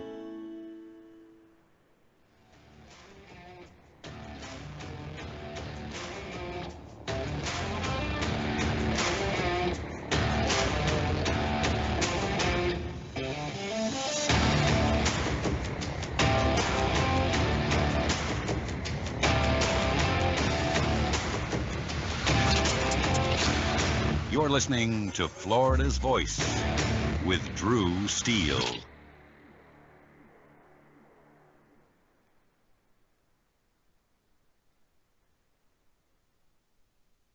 Welcome, Drew. Great first show. Welcome. On Brendon. Florida's. Well, my face was getting covered there by a graphic, but I'm here. I am Brendon Leslie. I'm the founder of Florida's Voice. We're joined by Drew Steele, who just had an extremely successful first show of Florida's Voice Radio with Drew Steele, which will be live Monday through Friday from 6 to 9 a.m. And then immediately following that, if you're still watching us live on social media and across our digital platforms, it is Florida's Voice, the podcast, which will be co-hosted by me and Drew, where we could talk about that real, there's a lot of real nitty gritty local stories that we wish we can just get to all of them in the radio show. So we figured, why not add a fourth hour so we can get to those stories? And we're going to be talking a lot about the Anna Paulina Luna race in Pinellas County and some fake polling that's going around. We're going to have a great guest, DC Draino, joining us for that. Drew, how'd you like that first show that you had today? I loved it. I had a great time. I hope everybody else enjoyed it as well. And the fact that we get the opportunity to talk to people across the state is a huge deal.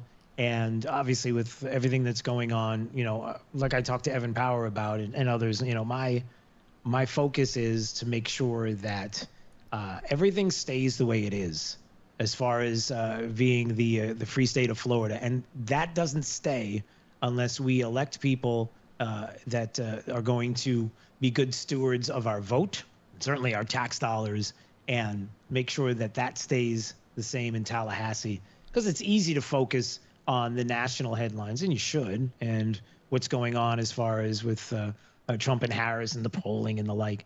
But it's also important to make sure that we keep an eye on what's going on across the state as well. Yeah, and I think that's a big motivation that you and I have in starting this radio show, starting this podcast, and getting it statewide, getting the radio show in every single car in the morning drive, Monday through Friday, because we just lack. There's such a big void and need for good conservative news telling and we're not coming at it from an emotional standpoint. We're coming at it with the facts and really showing you the true story throughout the state. Yeah. And so we continue that. And, I love being able to have Anita on and you on, and even Derek chiming in every once in a while. And, as we talk about some of the stories that may not get enough of the headlines. I mean, today's stories, quite honestly, some of the stories that I see at Florida's Voice, flvoicenews.com, need more time to dig in. And probably this week, we'll talk more about Amendment 3 on the air, because we have to talk about what Jonathan Martin has put out there and Governor DeSantis has chimed in on, and how it feels like, here we go again.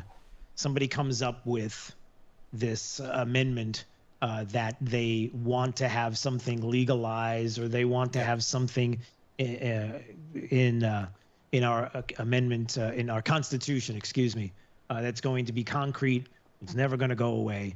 Good luck trying to get rid of it. I mean, it's happened in the past. We have been able to overturn some amendments in the past, but it's few and far between. You really have to have the appetite to do it.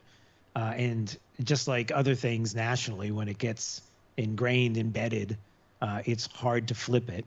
But, the process, like we talked about this morning, of sometimes it's just the language. Sometimes it's being fooled. Sometimes you may get the result you want as far as an amendment is concerned, and you think that you're getting what has been described in the headline, only to turn around and find out that there's some stuff in the fine print that you didn't know about, and you weren't going to hear about, because if you did, you might not agree with it.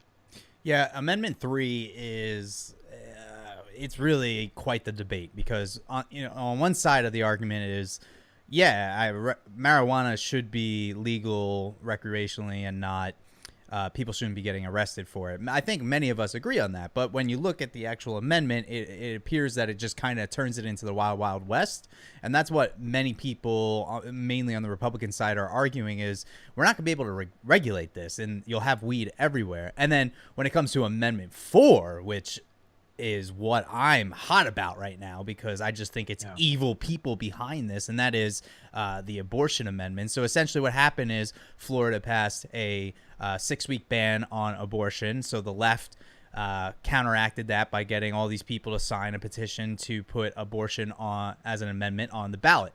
Now, what happens is, if this passes, you're going to have abortion up until 9 months, whenever you want. It doesn't define what is legal and what is not. That's that fine print manipulation, and that's why it's so evil. It's just so evil, and everyone on the left is just lying about it. They're just saying that the Republicans don't care about women's health care. I love how they use health care. What does murdering babies have to do with health care? I hate that so much. It's such a manipulation on emotions, and that's what we have right now, and that's why it's just better just not pass it.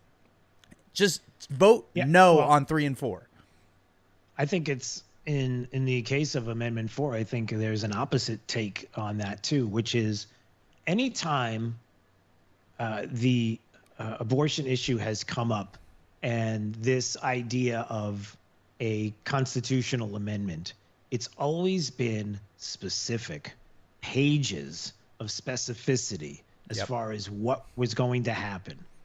Now, all of a sudden, they take a different tact. They flip it completely. And now it's 30, 40 words, whatever the case may be. I mean, how many it is? One single, not even a page, to have it so vague. It's like when we went through details, see, this is the trick. Don't follow me on this, Brendon, because this is important. Here's the trick. The more you put in, the more specificity is in it, the easier it is for you to dig in and pick things out and pick it apart and maybe even grab something out of it and show that this probably isn't something that you expect, like what Jonathan Martin did with the Amendment 3, and was able to read through it and say, well, hold on. There's a passage in there that says basically if it passes, that public recreational use can't be regulated. Is that right? That's what it says. And if that's the case, and again, we have to get Jonathan Martin on the show this week, because I want him to go into detail on this. Because if that's the case, if that's true, then that's exactly what we're talking about here. Yep. We're talking about how you get into the specifics, and now look what happens. Yeah, imagine if we didn't have the power to regulate where people could smoke cigarettes. Could you imagine? I mean, yeah, you're old enough to remember when you were able to smoke everywhere. It's not enjoyable. Yeah, well, that's again, this is the Amendment 3, the marijuana issue discussion that has to have outside of I just want it. Look, there's people in the state. I'll tell you this. I've been talking about this for years. I've been talking about it on my radio show for a very long time. And I promise you that there are people who get really ticked off when you bring it up and you tell people what you feel. Like you don't like it. You don't want it. You don't want to be at an outdoor cafe and smell it. Right. You don't want to have that health issue within your body. You're taking in a carcinogen. So because it came from the ground, somehow it's natural and it's not going to hurt you. How do you make that leap when you light something on fire and then inhale? Like the common sense debate and discussion that you can't have with people because they want what they want. All I'm asking for is just a little respect, just a little bit. Sorry, every time I say that, I think, okay. I digress. All I'm asking for is give me everything on one side, give me everything on the other side, give me the language within the bill, exactly what's in there in the amendment, for example. Let me see all of it, let me dissect it, and then let the people make up their mind. But the people that want it are not honest brokers in the process. I'm not talking about whether or not you think you should be able to smoke it. You know, when you have people that are saying that people are locked up. I mean, how many times have you heard this, Brendon? Have you heard people talking about and debating the issue and saying, or even commercials about, I'm tired of people being locked up for something that they shouldn't be locked up for. It just seems so silly to put all these people in prison. Have you heard commercials like that? All the time. Yeah, exactly. And so then I would ask that same person using the California model or the left-leaning model, like, how much is enough for you? Like, is $1,000 of theft enough for you? I mean, is that satisfactory? Is that what you're saying? Because it seems to go along the same lines. Well, they shouldn't have been locked up for it to begin with. Well, is it illegal? Yeah. Were they in possession of something that legally they weren't allowed to have? Yes. So what are we arguing here? So as far as the legal aspect of it, why are you going there? They broke the law. I mean, don't give me this whole, well, I think it shouldn't be, and I don't think it should be. Everybody does it anyway. So, no, that's not the point. So then my next question is, why can't I steal under $1,000 worth of goods? Like, what's the number? Like, why can't I steal $10? My son's hungry. I wanted to order 4 burgers from Five Guys. I want to go to the most expensive place I can go and the best and the one that I feel best about. I don't know, picking a name, but Five Guys. Why can't I have 4 burgers out there and leave without paying? I mean, why not? My kid's hungry. Well, you can't do that. It's illegal. Well, why? I got a hungry child here. Why can't I take that? Isn't it fair? I mean, if we're going to be honest, it's fair that my son eats and survives than it is for that business to have my money, right? I mean, or is that a ridiculous? That's a ridiculous statement. How dare you say something so stupid? No, I'm just asking. Listen, I'm just a simple man with just common sense ideals, and I'm just asking, like, how much is enough? Okay, I'll let you talk. Well, right, and when it comes to amendments, not all of them are bad. There actually is one that is, we'll kind of 180 here into a positive thing. There is an amendment on the ballot that everyone, it doesn't matter if you're Republican or Democrat, should be voting yes for, and that is Amendment 2, which is the right to hunt and fish. It would enshrine the right to hunt and fish in the state constitution forever, meaning that should the day ever happen, hopefully it's never, not in our lifetime, but should crazy radical Democrats ever take over the Florida government, they won't be able to take away your rights to hunt and fish. So that's Amendment 2. You know, vote yes on that. That's just Drew. That's just a no-brainer as to the way everyone should vote. Yeah, I'm not suggesting that there are not things that we could have in the amendment process to uphold our rights and freedoms, that there are not things that we could do. But what I am saying is that there are people who will take the good, will take good things, will take your virtue, will take your morals, will take your goodness, and will twist you into a pretzel to get what they want, because they know that they can beat you if they appeal to what is your better side. It's devilish, you might say. It's satanic in some cases, you might say. And you'd be right, because that's how Satan works. And you prey upon people like that. And look, if you think, well, that's a harsh statement, that's really harsh. I mean, you equating, Amendment 3, let's say, with or Amendment 4 with Satan.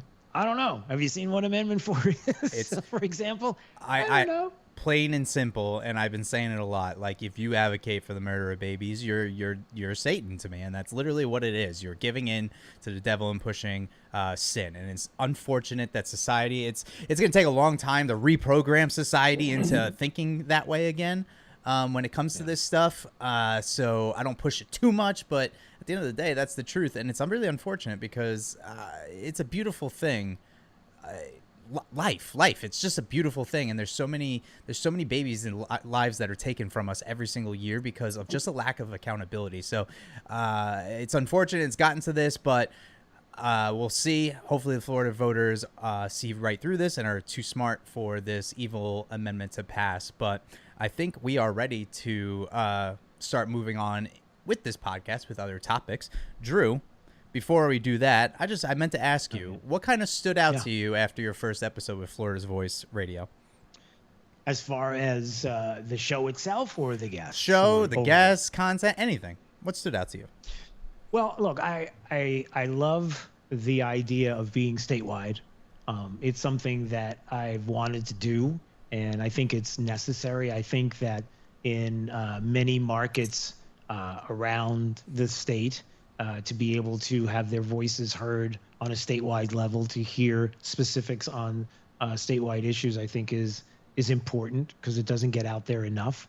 It just gets a passing moment where we can dig in a little deeper. So I like that. And I like that the forward motion in the show for me has been to keep Florida exactly the way it is. Because I've said this many times on my radio program, be careful because, just because we are defeating, let's say, Democrats in the state of Florida doesn't mean they pack up and go home. Right. They don't. They double and triple down and they figure out ways to win. That's what they've always done. So don't make the assumption that they're going to go away. You have to fight harder, twice as hard. And in order to do that, you have to get the message out. And that's hopefully what we're providing. There you go. And I think we're ready. We are ready. We're gonna move on to the big topic of this podcast, which is some faulty polling in some congressional races here in the state of Florida. And our guest of the podcast today is our good buddy, old pal, Rogan L. Hanley. Most of you know him as DC Draino. I never know when I talk to you. I'm like, do I call him Rogan or I call him DC Draino? But for the sake of this podcast, we're going with Draino. Draino, how are you doing? I'm doing well, bro. Thank you for having me on. And close friends call me Draino at this point, so it's totally fine. I respond equally to both, but it's an honor to be on. You've just built Florida's Voice into an absolute machine. Very proud. I appreciate it, and thank you for all the help that you've given us along the way. I don't know if you guys met yet, Drew Steele and no, DC Draino. Hey, Rogan, nice to meet you. Get to know this guy's name. He's about to become the radio force in the state. Well, wonderful to meet you, sir. It's great to meet you too, and I can't be the radio force if I don't have your hat and T-shirt. If I don't have a Buc-ee's T-shirt and I don't have that hat, I don't know how I can possibly be a force. Who are we fooling? Look at that Buc-ee's. Come on. It just brings a smile to everyone's face. Listen, this is in honor of the fact that Florida is going to be home to the largest Buc-ee's in the world next year. Right near us, too. Not too far away from us in Tampa. Like less than 2 hours away near Ocala. I can't tell you how many times I've driven to Tallahassee up 87. I'm like, damn it, where is a Buc-ee's? I need a Buc-ee's over here. I can't They're all wait. in 95, all on the East Coast. We're finally getting some love. Okay, hold on now. For both of you, I have not been Buc-ified. You haven't gone? I don't understand. No, I don't. I don't even know what it looks like. All I've seen is the Buc-ee's, the T-shirt, and that's all I know about it. Is the gopher or whatever that thing. I don't know what it is, but it's cute. I don't know what it is. So for those that have not been indoctrinated or Buc-ified or whatever, however you want to say it, I don't know how the right way the term to do it. Okay, explain to me. I have no idea. Sell me on Buc-ee's. Rogan, I'll let you take this. All right. Well, so I just went to my first Buc-ee's about a month ago, and my brother, he has 3 kids, and he's gotten Bucksitos for all of them, full top to bottom Buc-ee's merch. And I'm like, what is that? What is going on? He's like, you haven't been to Buc-ee's? And I'm like, no, sorry, I don't live in Texas, or, you know. And you'll see the billboards, Buc-ee's in 432 miles. People will like go out of their way. The audacity of them to think that people will plan a 200+ mile trip to go see Buc-ee's, but it's actually true. Once you get there, you'll understand. It's 150 gas pumps of the cheapest gas you'll find. The lines are 3 cars deep, and then it's the biggest gas station, like supermarket that I've ever seen. It started in Texas, right? There's like 40 Buc-ee's, and most of them are in Texas.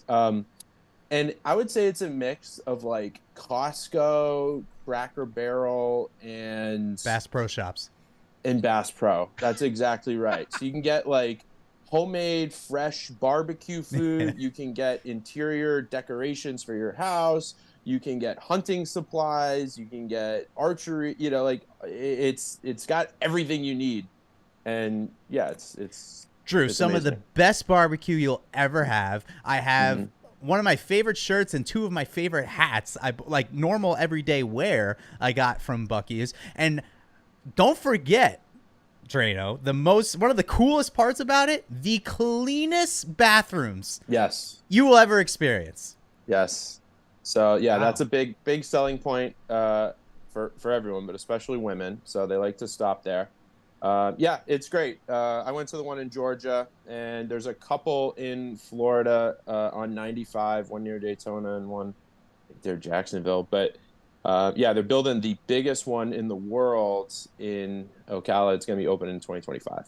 Because the traffic wasn't bad enough in the Ocala area. But you know what? It's fine. I'm okay with it. For Buc-ee's, I'm down. Cheap gas. Wow. All right. I'm sold. I can't wait. fun. By the way, guys like clean bathrooms too. I don't like to walk into a bathroom when it looks like something exploded. That's very true. That's very true. Yeah. So I'm just trying to be fair to everyone. It's the only place outside of my home awesome. that I feel comfortable going to the bathroom in. Wow. That's high praise right there. It's big time. All right, we got It is. We got some serious stuff to talk about here. Hey Drew, did you see the poll recently saying that Ana Paulina Luna is losing her race to the Democrat Whitney Fox is her name? Yeah, well, it wouldn't surprise me if there was a poll out there about someone who's losing on the Republican side because they're doing anything and everything they can to try to make it appear that way. I can't wait to hear what is this one all about, as far as where does it come from? Who's doing this? Who are they polling? Well, Rogan is going to tell you why this poll, what it is, and why we can't trust it. The floor is yours, Draino. Yeah, at best it's a suppression poll. At worst, it's a push poll. It was released by Florida Polls or St. Pete Polls. Polling. Yep, St. Pete Polls. And it showed Whitney Fox, the Democrat, in the lead by, 4 points? Within, which I believe was the margin of error, in Congressional District 13, which is most of Pinellas County. It was redistricted in 2022 by Governor DeSantis. Thank you very much for that, because it turned it from a swing seat with Charlie Crist into a very red seat with Ana Paulina Luna. So, I saw that poll and it was very shocking because I live right next door to Pinellas, and once you get outside St. Pete, as one commenter wrote on an Instagram post I read one day, it turns into MAGA hell. So I don't know where this poll gets its data, but the best thing is in Congressional District 13, it doesn't even include downtown St. Pete. So the bluest part, unfortunately, is now in the Tampa side in Hillsborough County and CD 14. But so just, it was a little bit shocking, but here's 2 things to think about. One, that same polling company had Ana Paulina Luna's opponent tied with Ana a week out before the 2022 midterm election. And for those that don't know or don't recall, Ana ended up winning by 8 points. That's about an 8-point miss by this same polling company a week out, right? Now we're 2.5 months out. The second thing is this polling data Whitney Fox just won her primary. It was there's 4 or 5 people running in the Democrat primary. Anna Paulina ran unopposed in her primary. She beat 4 or 5 other people the last 2 cycles. She ran unopposed. This girl, Whitney Fox, she's new to the congressional scene.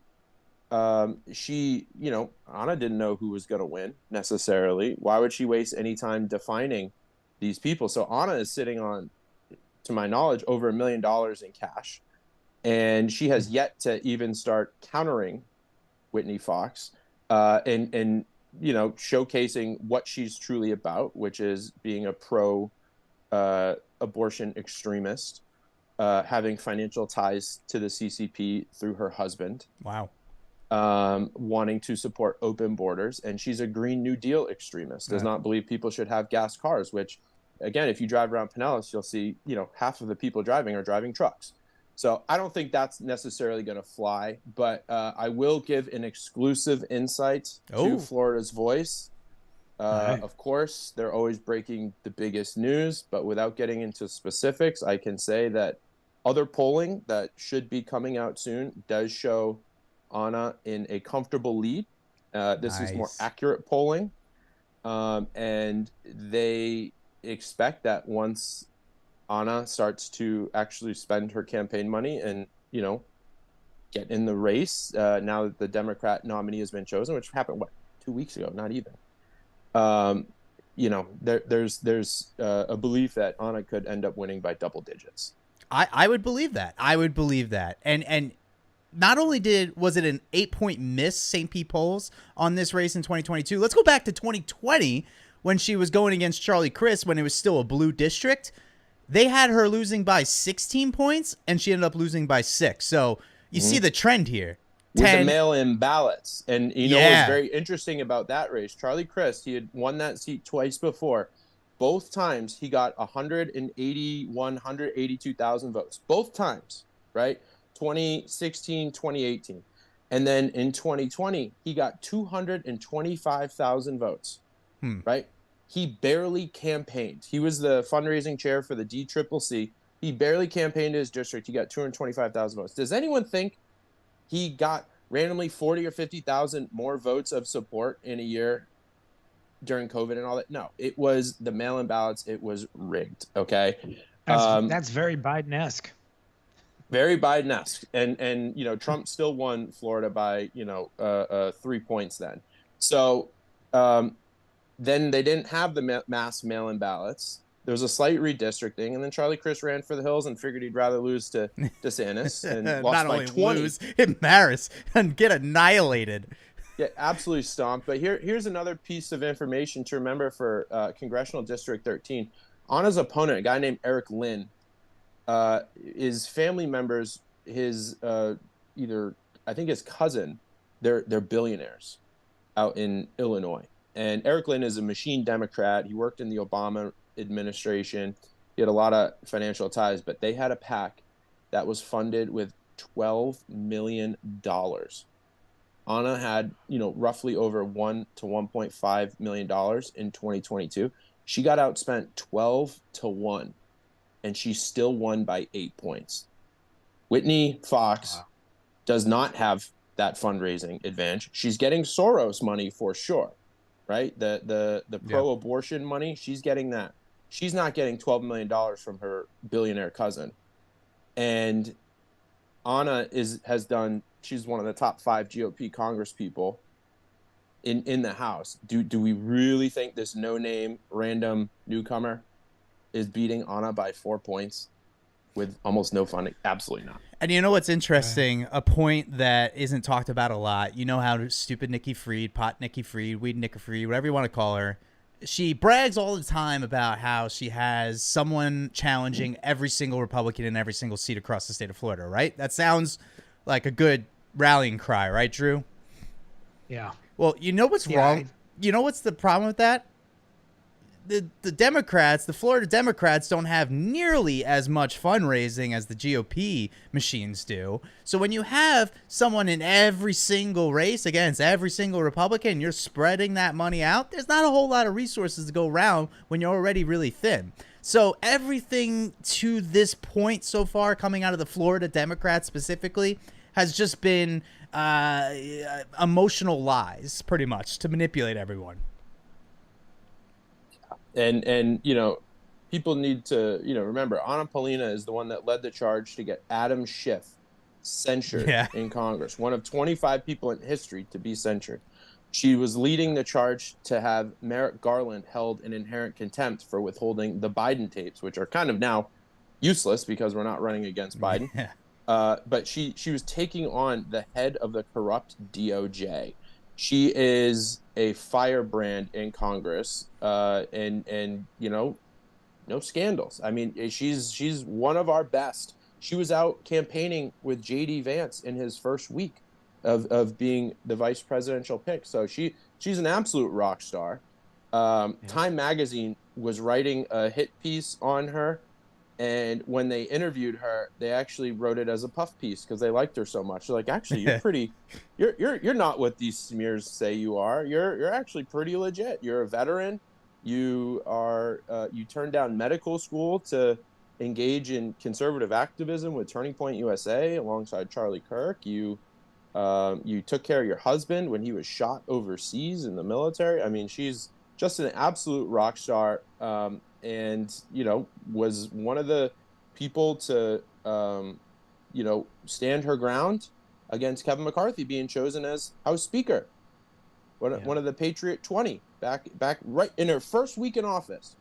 She stood against Kevin McCarthy and the machine and stood there until the very end. So she's one of our best, and I think she's going to have a lot of fun campaigning against Whitney Fox from what I'm hearing. Drew, that's one of those things like that gets lost in the media a lot because the media is so hell-bent on attacking Republicans. But Anna's a good person. I know her, like I've gotten to know her personally over the years. She's a good person. She is. She's got strong opinions, but she's a good gal at the end of the day. Yeah, I've known her for years. She's awesome. And, you know, the thing that I love is, I mean, in a way, is you can always tell what people are worried about by whether or not you're the target. And she certainly is. And there would be no reason to say anything or hit pieces or do anything at all if it wasn't for the fact that she's good at what she does. She's effective. She's right. And that worries them. And, you know, Draino, I was going to ask you this because there's somebody I want to have you on the radio side too, because there's so many things I want to talk about as far as the national issues, and I like granular and going deep and, you know, talking about the ugly that people don't want to talk about. Like I'm that guy. Like I'm the guy. If you don't want to talk about it, I'm in. Like religion and politics. Oh no. If you're inviting me to your party, you better believe I'm talking about those things. Sorry, it's just who I am. But like a 30,000 foot view of polling and polls, and so the first thing is. You know, I'm always fascinated by how elections are stolen. They are. How you do things. How it's not the popular. Stop focusing on the popular vote and looking at that number, because when you get granular, right, it's a county here, it's a county there. It's small little, all you need is a couple of places here and there in order to flip it, right? And that's kind of like what 2020 was. So when I look at the polling right now, and I've talked to people about this, and I really wanted to get your view on this. So whether it's Anna Paulina Luna, somebody here in the state, or even right now with Kamala, you know, the fear and the talk has always been, if you're going to do something 2020-esque, here I am with my conspiracy theory hat that usually becomes conspiracy fact. If you're doing something 2020-esque, you got to keep her close. Just have polls out that are close, because the way you do it is you make it believable. Well, yeah. Well, she was, as we ended up finishing out going into the election day and the weeks prior, yeah, the polling looked good. She was close. She might have been losing, but she's only losing by 2. Maybe she's ahead by 2. It's close. So you could make the case that, yeah, why couldn't she win because it was close the whole time. You condition people to believe that it's close. But on the flip side of that, what happens if it's a disaster? What happens if, like some of the things that you've retweeted and the numbers that are out there, Trump 18 in Nate Silver's electoral college model, for example, the numbers, how big they are, right? The numbers, even polling wise, probability, not probability. Points winning, probability. Right, the probability. Right. So I stand correct. Okay. So on that point, what happens if it's a shellacking? Doesn't it stand to reason that if you're the left and you're trying to think like the left, doesn't it stand to reason that your next approach is it was stolen? You stole it. Flip the scripts. Right? Right. You flip it. You stole the election.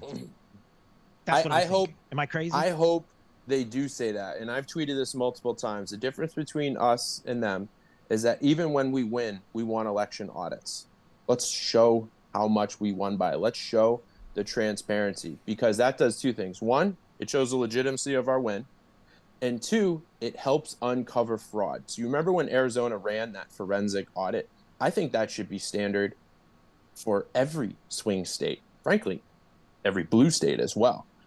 The Democrats would never allow that. At most, they'll do a recount, right? When Hillary lost in 2016, she did some recounts and then she left it at that. Because if they did an actual audit, which is much different than a recount, and they went and verified the machine data with the hand counts, and they did signature verification, and they ran it through scanners, and they looked to see that it matched the ballot envelopes, and they checked that people were alive who actually voted, right? That's a big thing, is that you talk about the election fraud, the ineligible voters, right? If you move, if you pass away, Democrats know who those people are. They have data on all these people, right? Republicans too, but Democrats will actually use it to cheat. And then they'll stuff a ballot in their name. So someone that died 20, 30 years ago, you'll see they magically voted. And you can actually verify this. This happens in a lot of blue states, but you can verify it on the internet with Michigan. And I'm going to be posting a tweet thread about this soon. They're open source ballot search data. You can type in people's names. It will show that they've been dead since the 80s or the 90s. And they will have requested a ballot in 2020. And then they received it, and then they submitted it. And you can do this to over 1,000 people. And Michigan was a very close race. And when CNN tried to debunk it back in 2020, Michigan just took down the website. They disabled the website. The website's back up. I have the data. I'm going to be putting a big thing about this, because Jocelyn Benson, the Secretary of State there, we're coming after you if you try to stop us from, pushing through this election fraud. It's like, I got something for you, Jocelyn. Stay tuned. And trust me, the pendulum will swing back once Trump actually puts, assuming we do get that shellacking, what that actually turns into is an election mandate, right? And if we get the House and the Senate, we're passing more bills than, FDR did. But if he actually restocks the DOJ with actual prosecutors, you're telling me across this country, not a single federal election fraud investigation has ever been open? Zero. Even under our guy, what was his name? Bagpipe Attorney General. He resigned in December and didn't open a single federal investigation. And then they all go out there and say, most secure election in U.S. history. Are you kidding me? I don't trust the local bingo game at the senior center. Never mind a nationwide election system that's largely overseen by party partisans. So, and what does it hurt if it really is a secure election? What does it hurt to do an audit and prove your words right? We audit Enron. We audit our biggest banks. You audit normal middle class Americans with the IRS. We audit if you make $600 in tips as a waiter, you get audited. The only two things we don't audit are the Federal Reserve and our elections. Okay. Yeah. Interesting, right? And that's what the Democrats lose their mind about here in Florida. Here in Florida, they've cleaned up the voter rolls in the last couple years with some great legislation. So they're getting rid of the dead voters, the people who move out of state, the illegal immigrants. Yeah, and those people are being removed. So see what happens. The Democrats had a huge decline in voters, like 100,000 plus, or a million plus. Almost a million. Yeah, a million plus in the last year. And the Democrats' response is, oh, the Republicans are cheating. I don't know. Maybe you're cheating. Maybe your voters are faulty, and they've been faulty for a long time. Yeah, and a lot of them are in Broward County. Go figure. We Republicans lost a lot too. We lost like 200,000 or 300,000. I mean, we it's regained them because we have real voters. But look at the difference between DeSantis' election in 2018 versus Gillum, who was under active federal investigation. Obviously, we found out he's a drug addict and a just degenerate. And he almost after won. the fact. And he almost won. He almost won by less than 1 point. Okay, and there was 3 weeks. It was dragging out. Broward County kept finding more boxes of ballots. They almost, thank God for Laura Loomer going down there and actually exposing this stuff. Now that we have Twitter, that's another thing I tell people. This is the first federal election where we have free speech on Twitter. Right. They didn't have it in the midterms. Okay. This is Gateway Pundit posted that video of in Detroit of the van coming at 3 a.m. dropping off hundreds of thousands of ballots in Michigan, and then we saw the spike the next morning. Right. They post that video on Twitter. They got banned. That video got banned. And Gateway Pundit was banned for years. A media outlet, right? So this is the first year that we have free speech on Twitter. But look at DeSantis. He won by less than a point. Rick Scott by less than a point. And then 4 years later, he wins by almost 20. DeSantis is great. He's fantastic. And a lot of people moved to Florida. You know what his vote count went from? 5 million to 5.6 million. That seems legitimate, right? A 10% increase with the influx of Republicans, with how well he did during COVID. The Democrat vote total went from 5 million and change. It was, very close race, to close to 4 million, almost a million fewer votes, right? Do you think with DeSantis being, basically the Democrat antichrist, that they were not motivated to come out and get him? No, they weren't stuffing the ballots. He has an election police force. We have strong voter ID. We clean up the voter rolls. That is what would happen on a national scale to America. We would go from a jump ball country to what we truly are, which I believe is 60-40 red to blue when it comes down to it. I just wish, I wish we could take the Florida lawmakers, Drew, and just send them up to D.C. and just do some trainings and just somehow instill their ethics into D.C. There's so much power up there. Yeah. That's the thing. And, I can't tell you how many people I've talked to. I've had this conversation with Kash Patel, like almost every time I see him and we talk. And it's like, listen, nobody should care about the optics. You do what you have to do. You clean house. Well, you can't do that. All of a sudden it's fascism. Here comes Trump. Don't care. Talk it. Go ahead. Say whatever you want to say. You can't put troops in certain places. Do whatever you have to do to ensure the constitutional republic. And don't worry about what I don't care if the media goes crazy and has a fit because we're cleaning house at the DOJ and all the alphabet bureaucracies, and you go down the line. And like Trump has said, look, he knows the players now, right? It wasn't, think about what he was handed and what happened in 2016 and how that all shook out and the people that were around him. And you shake your head and you're like, hold on a second. Wait, who was giving him advice on the people to bring in as opposed to where he is now, where he knows what's going on, and he's surrounded by people as well who know. And so I don't care about the optics. I care about saving the country. And if they want to scream, they're going to burn cities down anyway. You got to stop that too. All of that. I mean, does that make sense? You know what I mean? Like, don't worry about the optics. Just do what's right. Trump's, I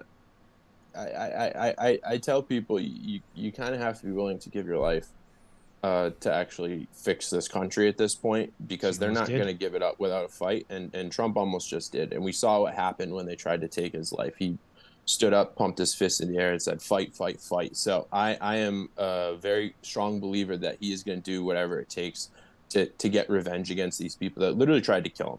So it's going to be glorious. People ask me, oh, if Trump gets reelected, you going to take a vacation? I'm like, no. That's when the fight really begins, because that's when they're going to throw everything at us, and it's going to be every day for 4 years. But this is kind of the one chance we have to save this country. Otherwise, it's going to be left to our kids and grandkids, and they probably won't even have a chance, to be honest. So this is it. This is the 2-month sprint. I was talking to, I'm volunteering with the RNC, with the election poll watchers. They say they're going to be recruiting 100,000 poll watchers. I am happy to announce they have over 150,000 already, right? Wow. Poll watchers. And I tell them, make them drag you out. If they say, oh, a pipe burst, oh, we're shutting down for the night, make them drag you out. As long as there is someone in there counting ballots, you don't leave. That's the difference. We're going to have eyeballs on this stuff. What we did in Virginia with Glenn Youngkin, flipped an entire blue state red. It's because we had lawyers on the ground. We had more skilled poll watchers. And so I'm volunteering with the RNC, talking to these people. I'm going to be out door knocking. You know, I'm not just tweeting and posting on Instagram. I'm helping fundraise. I'm door knocking, and I'm working with the poll watcher volunteers. This is an all-out assault, and everyone can be involved. Everyone watching this, right? Oh, you can donate to your candidates, right? And now we can actually donate to the RNC. It's a good organization to donate to, not under Ronna McDaniel, under Laura Trump. They're doing fantastic work. So send your money, but also, you know, Trump's hiring paid canvassers. He's hiring door knockers, full-time, part-time, volunteer. Be a poll watcher. There's no excuse to not get involved. And, you know, Florida, we're very lucky to be a red state now, and we're the model for the rest of the country. But I know there's people outside Florida watching this, and so get involved. There's no excuse to not get involved this time around. Man, I'm excited. I have hope. Don't get complacent, but I'm excited and I have hope, and I am really pumped for this election, or this debate with Kamala Harris and Donald Trump. Congressman Byron Donalds was on the radio show with Drew earlier this morning. He said that expect a calm, cool, collected Donald Trump on that stage. And I think you can expect a deer in headlights Kamala Harris. You thought the Joe Biden one was bad. Wait until Kamala Harris starts talking like those word salads that she has. It's going to be something to behold. She's going to be looking for that viral moment. She's going to try to create some kind of, you know, I'm speaking moment. Yeah. Where girl power. She's going to, but the thing is, even in the format, they'll figure out a way to get it out of her, even if the format isn't about open mic and being able to interrupt. Even in that frame and the way that they're going to be conducting this, no matter what it is, they'll figure out a way to find that she's a victim viral moment to create some kind of push against him that they can take a snapshot of and run with it. I don't know what that's going to look like, but you'll know it when you see it. You know what? They can do that, and that'll play well in San Francisco and New York City and LA, but I don't know how well that's going to play in the Rust Belt. Exactly. And those are the states that matter. If you want to make her look like a victim, that doesn't exude strength, you know, to deal with Putin, to deal with Xi, to deal with Hamas. So, I think if Trump stays calm, cool, and collected, has a grasp of the facts, if he does what he did with Joe Biden, it's a wash. Thing. I mean, Literally he was so good. That was his best debate. Yep. And it wasn't just because Joe was terrible. He did his homework. He was calm, cool, and collected. He didn't fall for the bait. The one bait is that they try and get him riled up, and they try and insult them. And, if he just stays calm, cool, and collected, the American people see that, and they say, this is the guy. Yeah, focus on the today and future. Don't if they try to trap you with January 6th and this and that. No. What are the things the voters care about today? And if I was Donald Trump, if they ask a January 6th question, I'd be like, listen, how many times have I answered this question? I'm focused on the economy right now. We got real Americans that are struggling. That should be the deflection that he does every single time. Bring the conversation back to the now and future. And I think that will resonate really well. And listen, the more people are wondering why Kamala is sinking in the polls since the DNC, it's because they're hearing her speak. She's not smart. And the more they hear her speak, that's why Kamala was desperate to get ABC to reverse the rules so that it was an open mic, because they were hoping they can instigate Donald Trump into interrupting her, meaning less time speaking for Kamala. But now she's got to sit there for whatever amount of minutes it is, each response with no notes and just talk. Oh, DEI Kamala Harris is in a lot of trouble. It's going to be glorious. And, Trump was masterful in his January 6th response. During the Biden debate, he pivoted right to BLM and Antifa, said how many of them were arrested. They burned down cities. And now Kamala made the king of BLM violence, Tim Walz, her running mate. The guy, George Floyd happened in a Democrat city with Democrat mayors, Democrat police chief, Democrat attorney general, Democrat senators, Democrat governor. And they burned down the country. And a lot of it starts with Tim Walz. So he's got... You couldn't have picked a better person, honestly, for Trump to run against. So the American people have a very clear picture. We can have what we had 2016 to 2020, economic prosperity, law and order, or you can have open borders, BLM, and high gas prices. Drew, Democrats don't have good luck with Tim's as vice president, do they? Yeah. Seems like they like the that. goofy Tims, the very eccentric, flamboyant Tims. Yeah, I love how they're trying to they're trying to make Tim's a bad name. I feel so bad for Tim's. There's probably very nice Timothys Tim's a great out there name. in Tim's. I know, and they get a bad rap now because Isn't of there all like a of that. Saint Timothy? I mean, it's like a religious name. Yeah, there is. You better believe it. Yep. And the fact that the other thing I don't understand is, it's one thing when you have Kamala Harris who here, let me just play the audio again. You better thank a union member for sick leave. You better thank a union member for paid leave. Who is that? Whose voice is that? What is it with Democrats and the changing of their voice? I mean, I don't feel no ways tired. I'm not. What is with them? Like, why do they do this?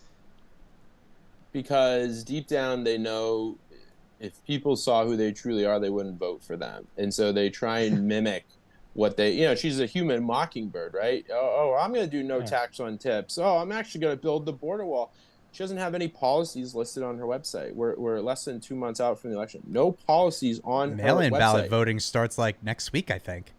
Because she wants Marxism. And if she actually put on her website what she truly wants, it would be 60-30 even with the voter fraud. She'd be blown out of the water. So they have to mimic and pretend to be something they're not, and to push policies they absolutely won't. And the great thing is, we can see if Trump was going to destroy America, he would have done it in his first term. If Kamala was going to save America, she would have done it in her first term. So it's the clearest indication. We don't even need a campaign.